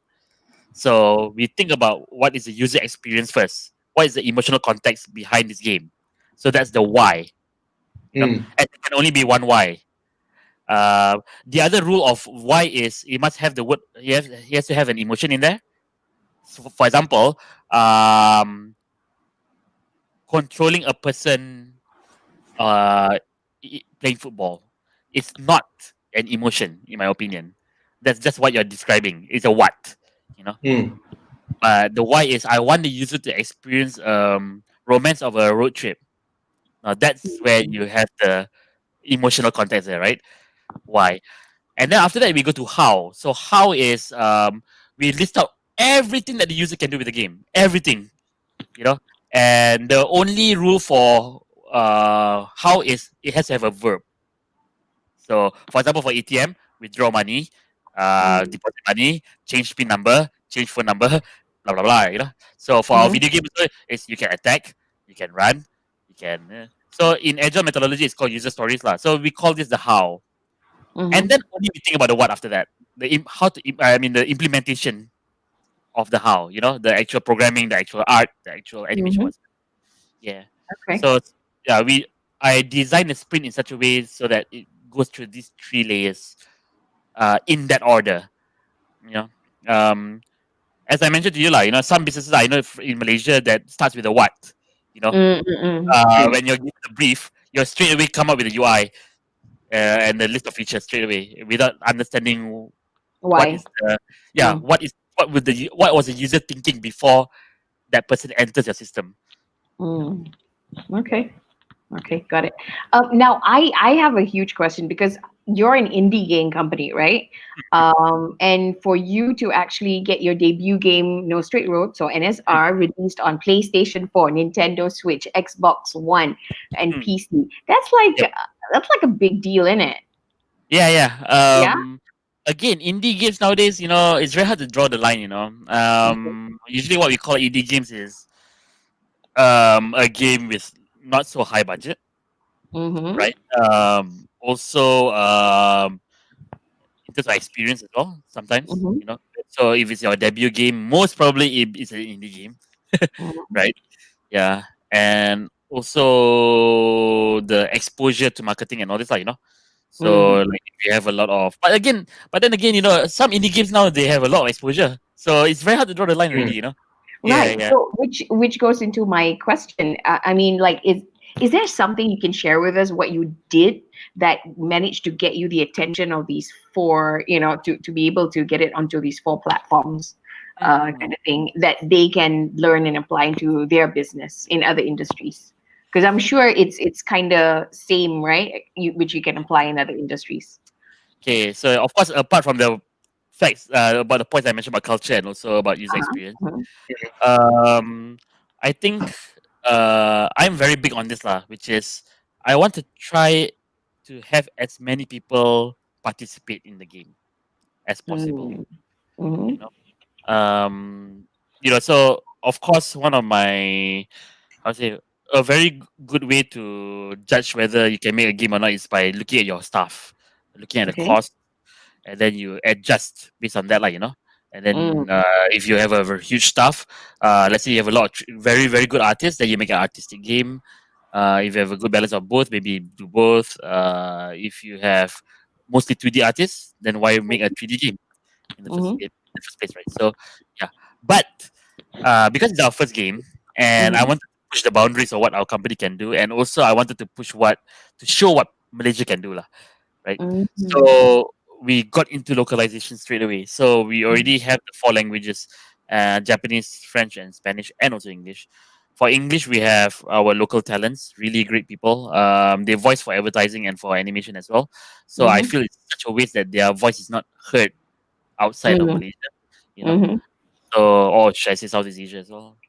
So I'm very very glad that No Stray Roads is is exposure to some of them to the world, or some of them to the world. And we have Japanese voices as well, and very very popular Japanese voice actors Wow. for the game. French and Spanish also for very big titles like Kingdom Hearts and all this. They are also voicing for our game as well. Wow. Okay. So yeah, I think the other thing is I think it's very very important is it's a celebration of music, right? Okay. And music is such an international language, isn't it? Yeah. Okay.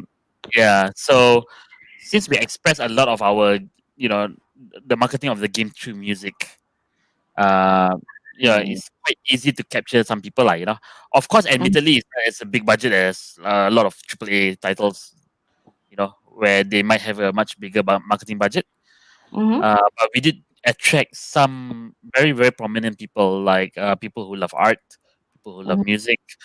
We also got streamers to play the game as well.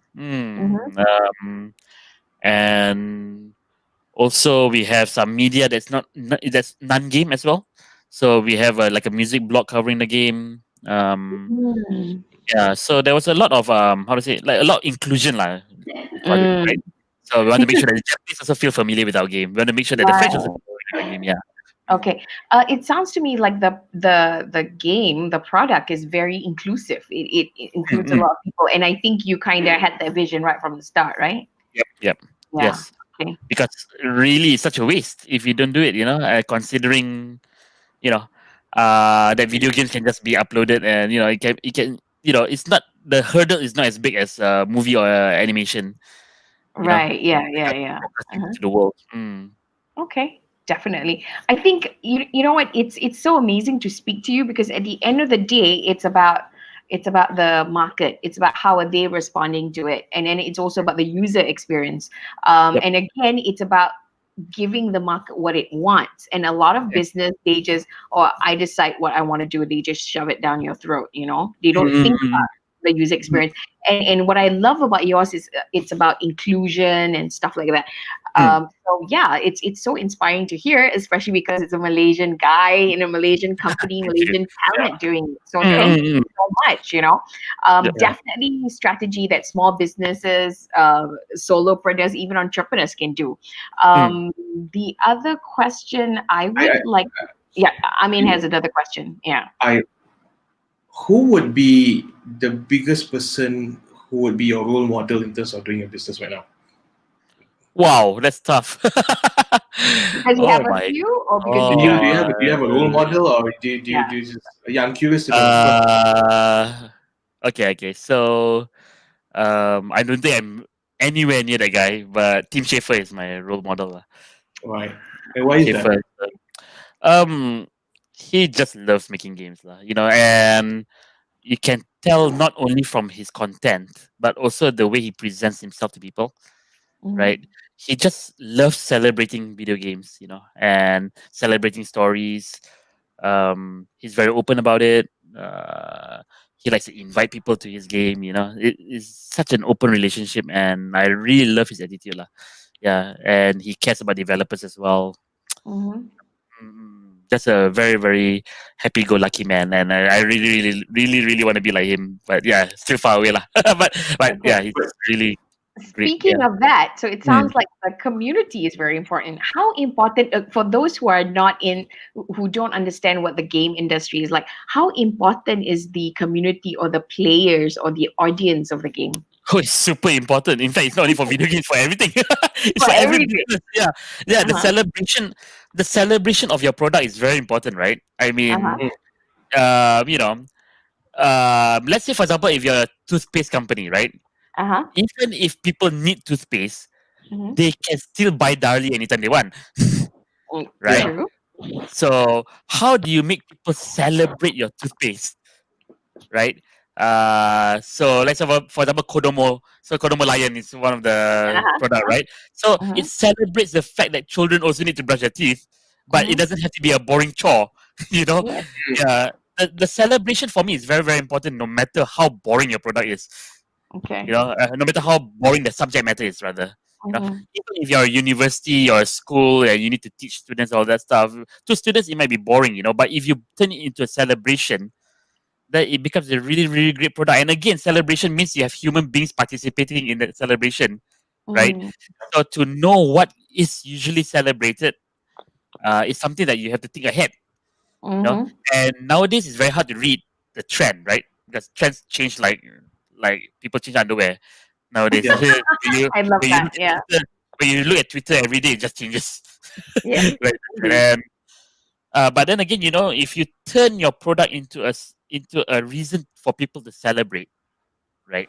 That'll be great. I think Nike, you know, Adidas, right? The reason why they are so great is because they celebrate sports.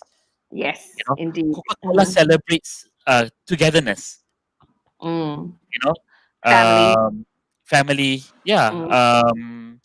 You know, i- like some food products also they celebrate the fact that the family eats together, right? And Mm. all this sort of celebration for me is the number one key to a product success. Okay. know. Celebration. I love that. Again, if it's just a number of views, you just look at numbers, your company will die very quickly, in my opinion, lah. You know, Mhm. you have to Okay. really see what people are interested in. Yeah. Mhm. That's amazing. Thank you very much. I mean, do you You have any should write questions? a book, Has. I Huh? think you should write a book.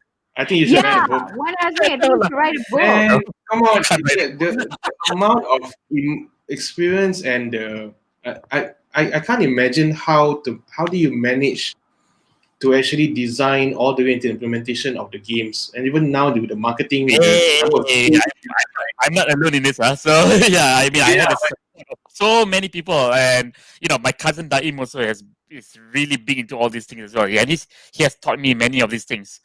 You know, Yeah. so it's credits to him, it's credits to my parents as well, to the community that taught me the celebration. You know, so yeah, Wow. Okay. so many things helping me out in life. You know, so yeah, Mhm. that's why I can write a book. Because not a lot of these are from me. You know, it's really I have a question. I have Go one on. question though. Fighting for the question. I'm, Yeah, go ahead. I'm very sure that there are some failures in the way, lah. Same question. Go. Yeah, there must be some breakdown somewhere. There must be some failure because somewhere. Right? because we talk about all the good things, but are there any bad things that Yeah, people should exactly. be aware of? Tell us. Of course, Yeah. there are a lot of things, but you know, it's bad for marketing, right? Nah, just kidding. So, there's so many. I don't know which one to point out, but that's Which is the biggest F up Yeah, that biggest nobody F up. saw And coming? biggest F up, and what's the learning from that? I would like to know that. Yeah. Oh, yeah, this is something I didn't mention in terms of advice also, like, you know. And I talk about the what happened before that, which is the bad part. So I think one of my biggest failures that I've ever pulled off is Pulled off. I love that. Okay. it's when I was leading. I was a lead game designer, and it was my first time being a lead game designer. So you know, there was a lot of pressure, Mhm. um, and you know, usually when you become a leader, you somehow I got hardwired into thinking that I have to lead a lot of things because I'm a leader, right? So because of that, I push a lot of my vision to the team. You know, I want this, I want this, I want this, I want this, right? So to a point that one of the 3D modelers, she cried in front of me. Okay. Yeah, yeah. This So was in Square Enix, I am yeah, assuming. Okay. yeah, this one is Square Enix. So that was quite a huge turning point for me as a leader because you know, to force all your ideals to the team without being too specific with your ideals rather shows that you're not thinking about the team at all, right? So wow, that was such a huge wake up call for me when she cried. She just burst into tears, like, you know, because you know, first of all, you know, there's a hierarchy, right? I was a leader, and Japanese being Japanese, also sometimes they don't show their emotions until they break down. They don't. That must have been huge. Yeah, yeah. So from that time onwards, I lead in such a way that I become more ambiguous with my direction a bit. So this is something also very important for businesses. You know, you don't tell your team exactly what to do. You tell them the goals, and then you let your team do their magic because the 3D modeler can do way better job than me 3D modeling, right? Because that's her specialty, you know. So, but if you if you insist on so many things, then you're not giving enough room for that person to breathe and to actually express the skills. So in metronomic also is the same way of leadership. So like I try my best not to micromanage too much as well. So a lot of the things that you see in the game right now is really thanks to the team.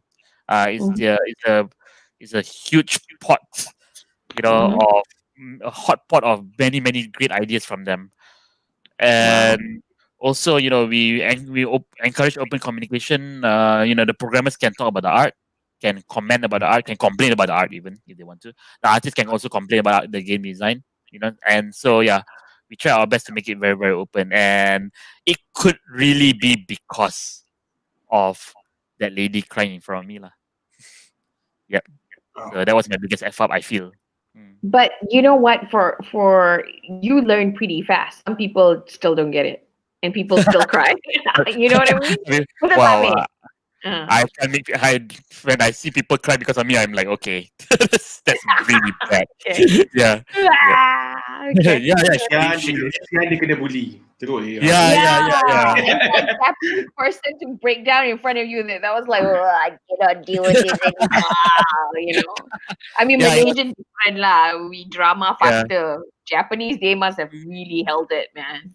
Yeah. And she's so humble. She's so humble. She just followed what I said, until the very end. And she didn't even when she was crying, she didn't scold me. She was not angry at all. She just bursted in tears. And that really broke my heart. Yeah. Oh, okay. So I guess you learned. Thank God you went to Japan. I don't think it would have happened in America, right? You would have been completely different. That's what I can say. What would have happened in the States, I mean? What would have happened in the States if he did the same thing? There's going to be quite a lot of war going on. they're going to shout back. F word will be all over the place, and then This was such a gentle way to learn. I'm sure some Americans are humble as well for all the Americans. I doubt it. That's what I'm gonna say. Okay, so where to end it off, where do you think the future of marketing our culture will go? Do you see opportunities for companies and individuals, and how can we best prepare? I guess. Wow. I can only talk in terms of video games, the future of video games. And I'm sorry to sound like a broken record, but yeah, the transition between game and player is getting smaller and smaller. So if you want to be good with your future games, so marketing is a very tricky subject for video games because the video game nowadays has to market itself. It seems like it. It's not enough for you to, quote a very nice marketing message on top of a game that's horrible, And that's why a lot of games get popular because of streaming. One very good example is Fall Guys. It just came out of nowhere, right? But a lot of streamers are playing the game, and look at how it has become now. It's really a huge deal, Yeah. And it's because Fall Guys is just naturally fun. Okay. And then because it's naturally fun, you see a lot of streamers picking it up, and then the people viewing the stream will pick it up, and etc. So the guerrilla marketing for video game is really crazy now. It's a lot of people have to identify the fact that if you don't make the game fun, it will not market itself anyway, no matter how much your budget is lah. Okay, number one. Number two, like I said, the interaction between player and game is getting smaller and smaller. I mean, the gap. It's getting smaller and smaller. So we now not only have to care about the emotional aspect of the game, which is what I was talking about just now, but also the lifestyle of the user now. Oh, okay. Yeah. In what way? So, for example, if the user likes to travel a lot, or let's say in Japan, let's say Tokyo, okay. So usually people travel through the train, right? So the reason why social games are very very popular is because they understand that fact. If you were to put an RPG, let's say a traditional RPG on a phone, right? It will not work because every game cycle for a dungeon is like 1 hour, right? But you get off the train in 20 minutes. All right. Okay. So the burst of satisfaction is not going to be enough because the condition that you were before you play the game, before you ride the train, compared to after you ride the train is the same. Yeah. Right? You're just going through the dungeon the whole time, which is why very very successful phone games have only like 5 minute game cycle or 10 minutes. You fight, 5 minutes, then okay, you get the reward already. Then you see what you can do. Then after that, go for another one and then come back. So I really hate it when people say, "Why not you just make a mobile game? It's easier and it makes more money." I find that totally doesn't make sense because it totally depends on what kind of game you want to make. You know, a lot of people always start thinking from the business model sense first, which is really silly. You have to think about what is the game that you want to make, what kind of experiences you want to provide first. Then you find a suitable business model that matches it. Find a suitable cost that matches it as well. If your cost is not enough, then okay, you try to smaller the scale a bit. But it doesn't have to be a mobile game, right? Mobile comes with its own lifestyle. When it comes to VR, also there's also another lifestyle, right? You have to be at home playing the game. You have to have a very big game. You have to have Right? this. Yeah, you have to have this. And then, for example, if you talk about Pokemon Go, that's also a very good way of utilizing people's lifestyle. Of hey, I can travel while so now it gives me the reason to actually go out and travel to places that I haven't been to before just to catch a new Pokemon. Yeah. Yeah. Not for So some people. They keep going to the same place. Like Yeah. the one who's not on screen now. just to get Yeah. Charizard. Yeah, like one of my founders is like that one. yeah. That's good. Yeah. So I mean, Purposely we'll go to Masarau town there. Ah. Just to get something. Yeah. Just Yeah. like that Pokemon, dia pergi Starling. Good for styling business, I guess. I think so. Well, good for us because she tells us where to park. But yeah, you get what I mean. Like, the gap is getting smaller and smaller. So now let's say for example, that the user nowadays people like to care about exercising. So if you gamify exercise, then you might get something better. If Yeah, so like while you're running, you're killing off zombies or whatever. something like that. Yeah. Yeah. So trying analyzing people's lifestyle that is not necessarily video game related might get them into video games because of how much it fits the lifestyle. So for future marketing and for future games, that's something to really look at. AR, VR, and God knows what other arts you have in the future. MR, AR. MR. Oh yeah, mixed AR, reality. right. Yeah. Yes, okay. I because I puke. I mean, I'm the puker if I use VR. So I think I'm waiting for MR and AR stuff. Yeah, AR actually is very promising, lah. Yeah, I mean, yeah, I'm waiting for that. Yeah, Actually, I can't even stand. I cannot even tahan Counter Strike. After like 10 minutes, I'll feel like I'm gonna puke. Wow. You mean not? Yeah. You mean not even on VR? Is it? Yeah, not even VR. Like, So if I mouse and keyboard. like one of Oh, those, yeah. Just Oh, VR. yeah. Some people cannot tahan even play Counter Strike on the Yeah, PC. I'm one of those. Yeah, even on the PC, I can't. I have a feeling I'm one of those because like I saw that movie where that Godzilla-ish monster came in New York. I was puking. Oh, Because Cloverfield. Yes, thank you. Because it was moving like that. Oh, I couldn't handle it. Cloverfield also can be quite nauseating, lah. Very. But yeah, I mean, again, the limitations of all this technology, you can actually use that to your advantage if you know how to do it. Yeah. But by the way, have you answered Johan's questions now? Johan's has a Yes. question. What's Is the there a good question? I haven't been looking. Sorry, so sorry, guys. What's an upcoming game? that you're excited about either as a player or as a developer? Wow. That's a lot, but let me think. Cyberpunk.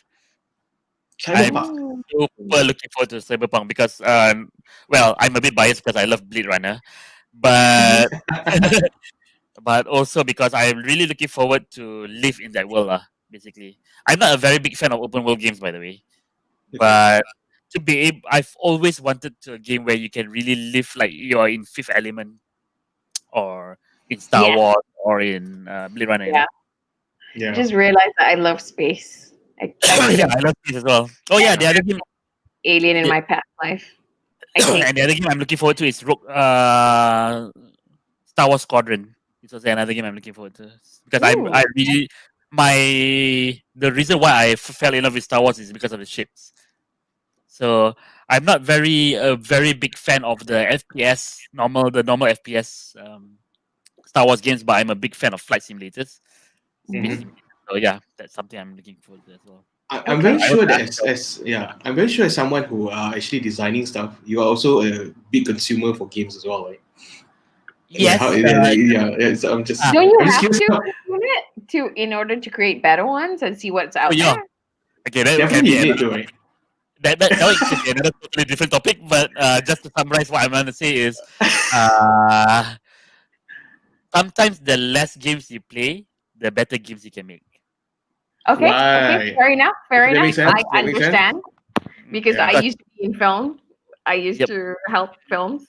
I couldn't enjoy a film after that because you kept looking at the cost and holy No, crap. that's not what I meant. That's not what I Yeah. meant. What I meant is, when you make a game, right? Mm. If you play too much games, then you're just gonna copy another game.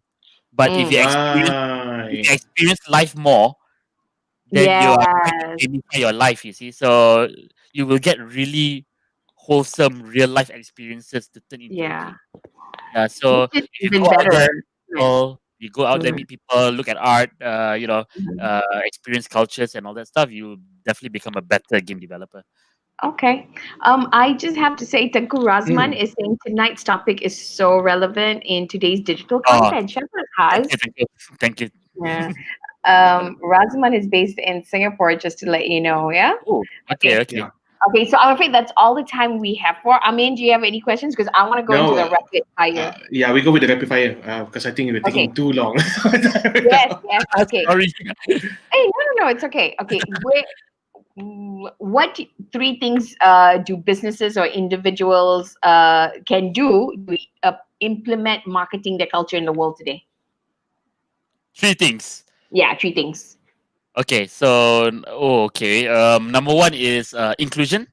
Okay. So ensure that and inclusion not only in terms of language but also in terms of culture, their culture as well. Number two is emotional context. So putting emotional context, understanding what is happening at the other side, is very very important. Third is humanity.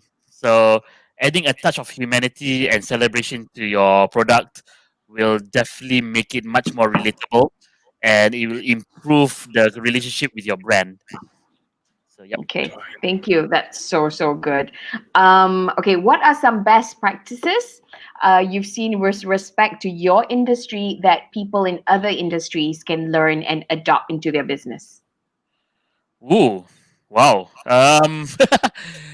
By the way, just to be transparent, actually Nina gave me all these questions, but I never practiced. So let me just think about No, it's okay. This one I just like right at the end. Yeah. Yeah, I think it's not to say that it's unique to the video game industry, but because the video game industry has a very very direct approach to the fact that users are interacting with the game, right? Mhm. So thinking from the user experience perspective first is a very good practice, in my opinion, and the reason why Japan is so successful in this is because they care about user experience first. Yeah. So every product that you use in Japan, there is some form of thought into how the user is going to use it. Mhm. So yeah, user experience, put it number one. The why, it should be number one. Okay, and that's why their toilets are the best in the world. Yes. That's all I can say. Yeah. Really. Toilet comes from the emphasis on user experience. Jared Lee's in the house. He's saying sensei. Hi, Jared. Hi, Jared. Okay. Jared is our YouTuber from Grim Film. Woohoo! Oh, hello, Jared. This one, legend. Meet legend. Legend. No, yeah, I should call you sensei instead. What are you talking about? Why are you calling me sensei? If you had one advice to give people with respect to running a business, what would it be? Only one advice. Wow, so many advices today. Yeah, what level? You already got sensei status. We need to ask. I'm learning also. Okay. Okay. One advice for businesses too. Wait, before that, I know it says Facebook user, but Jared Lee is saying hello. He's a big fan of No Straight Road. What? Thank you so much. You That's wanna? I give very you his number. You let me know. Got permission or not? yes, yes, yes. Yes. Can you hear that, Oh, Jared Lee? thank you, Jared. Thank you so much. I will let the team know as well. Okay. Okay. Cool. Okay, so the question was, give advice to? If you had one advice to give businesses out there, what would it be? One advice. Ayo, susah ni. Don't just be yourself, show yourself. What does that Good mean? one. I mean, I That's a think good I one. understand. Yep. So being yourself is something that a lot of people can do. Okay, I'm sorry. Some people cannot do it, okay, but some people find it very hard to do it. But show yourself is even harder. Show Okay, yourself is how's even that? harder because you have to turn that into an entertaining package. You know that everyone What? understands. Yeah. Okay. So showing yourself means, that it's not only just putting the essence of yourself into the game, but also turning it into something relevant and entertaining for a lot of people, and it's not easy, but there are many ways to do it. Like again, I'm going through all the advice again, right? The human connection and all that stuff, but at the end of the day, try to emphasize on showing yourself. Showing yourself has two aspects to it, as I mentioned before, which is number one, you have to be proud of yourself, and number two, you cannot be too proud of yourself. Oh, so you gotta have a balance. Okay, Yeah, got it. yeah. So don't shot sendiri, in other words. Okay, don't shot sendiri. It pays to perasan, but don't shot sendiri. Yeah, package it in a nice way so people can, so you have can entertain people with yourself. Yeah. Okay. I'm always gonna relate that back to the Chongkat story lah. Yeah. Please do. Yeah, A lot of people need to know. Yeah, the Chongkat story is easy to remember. Okay, and what's the chocolate story? Please remind, because some people Remember, just remember because he said just now that if you just want to sell Chongkat as a game, it's not gonna work, right? But you want to find a way to make it relevant. Yeah. The short sneaky. Okay. I like that. Just think what if a Japanese manga were to make a manga about Chongkat? It would be a totally different manga. It'll be an amazing manga. It'll be like a I can imagine it. It'll be like, So, like I never imagined before, right? so that's the level of packaging that you have to do. Okay. Show you. Well, thank you so much, Wan Hazmer. That's been amazing. problem. One last question. Yeah. What's next for you? Because maybe in the world of game and business, because maybe you could collaborate with Jared Lee. Oh, girl. Maybe, yeah. Hey, You never know. Did you hear that, Jared? But what's next for me is, of course, first of all, I would really want to give all our thanks to our current fans, including Jared. Thank you so much. So we owe it to them to make sure that the game is clean in terms of bugs, So the first thing that is high priority to me right now is patching. Then after that, then we will still continue to make games that are memorable and that puts a lot of respect into audio and ensuring that the users can participate in audio in different ways, not just a rhythm game where you have to press keys. Okay. Somebody is whose face is that? I cannot see the Facebook Jared. user. That's Jared. Is That's it? Jared. Okay. Yeah, because Yeah. I'm looking at the live comments. Yeah. But thank you. Yes, it is Jared. Okay, cool. So nanti I give phone number for the next voiceover, okay? Okay. You can also get Marianne, another very good talent, his wife. Oh, okay. Yeah, actress from Ola Bola, the film. Cik, Oh, Amien. I actually love that show. Yeah. There you go. Yeah. So, sorry? Which character in Ola Bola? The girlfriend, right? Oh, right. Oh, I see. Ola Bola Okay. is such a great show. Yes, totally. Good. Okay. Well, thank you so much for spending time with us. And I don't know if you managed to have dinner. You're probably starving. It's almost 10. But thank you so much. We learned. Thank you for having me. Oh, she I froze learned me. a lot. So much. I There's so learned many a lot. parallel, like you don't even pronounce properly. I'm like frozen. Thank and you. I Has request. like, okay, I can be seen. Request. Has request. Has do a Is book. there request? You should do a book. Do what? You should do a book, man. Ayo, I don't know A whether management book based on game. I think you can sell. Yes, okay, Do you we'll have a see. title for the book, Amien? Huh? Yeah, I don't know yet. title. Lesson from gamers. I don't know. Oh, that's so lame. I thought you'd that's- come up that's with a what it better is. title, the clickbait one. One has games. Something like that. There you go. Yeah, There you go. exactly. Do you know where your fans are coming from? Which country? The biggest? Just out of curiosity. Ooh, that's actually quite tough. But in terms of numbers, it's US lah. Wow, US. Okay. Yeah, it's US. But there are a lot of fans in Malaysia as well. Mm-hmm. Drawing the art as well. Yeah. So Mhm. yeah, we have. Yeah, I don't have the exact numbers yet, by the way, but I did have some numbers from the first week. But now I Mhm. don't know. Maybe it's changed a bit. Yeah. Wow. Okay, that's amazing, amazing. Anyway, congratulations. If you guys want to get the game, it's available on the 4 different. I don't even know if you call it platforms. Is it? Is that the For word? platforms, Yeah, for platforms. Yay! Accidentally like me. Yeah. Okay. Well, thank you so much. Yeah. Thank you. Thank you. Yeah, I think we learned so much, and there's. And I'm also learning still. Okay, so I'm. Okay. Yeah, So when yep. you got a new syllabus, upgraded one, let us know. We can do another session. Sure thing. Good. If you want to have me again, yeah, definitely. Yes, definitely. Thank you so much. Hey, Okay, thank you, Sas. So we're gonna remove you for a while, right? But we'll get back to you soon, right? Okay, Yes, just for a while. okay. Okay, bye. Okay. Bye. Well, that was a really insightful session. Let's give Hazmer another round of applause, and make sure you guys follow him on social media. He is Wan Hazmer on LinkedIn and on Yeah. Twitter as well. Yeah. Now, what's happening the rest of the week? I mean, we've got the free LinkedIn profile assessment. So we have the free LinkedIn assessment coming up, and then we also have just to Yasmin know Katin. whether because if you guys are looking for jobs, you're looking for business deals, if you guys want to position yourself as an influencer or authority on your subject matter and area, this is the class to go. We'll let you know where you can improve and stuff like that, because I don't know if we mentioned that we're LinkedIn's partner for Malaysia, so we get like some inside scoop and details and stuff like that, and our students get deals. Not this class, the other class, I'll let you know. Next week on This Langga Thursday, we've got Yasmin Katir, who's going to be sharing on social, remote selling, the 3 things you need to have. So that should be very interesting.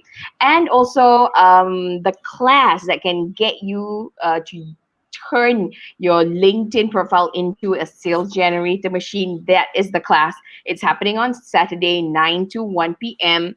And if you're looking at positioning yourself as a business influencer in Southeast Asia, then this is definitely something you want to look at. Come and join us, and then we'll get you on your journey. Yes, come and join us. Guys, join us in. We are in Facebook, Instagram, YouTube, LinkedIn, even Telegram as well. PopConfest. Right. Yep. Okay. So with that, we'll see you next week. Yeah, that's all the time we have for today. We hope you learned something, which I think is a lot, because you just had one of the video game gods, not even creator. And I learned a lot. I'm even more confident in what we have to offer. So thank you so much. We hope you had fun, and we'll see you next week. Same time, same place. Bye, guys. Bye.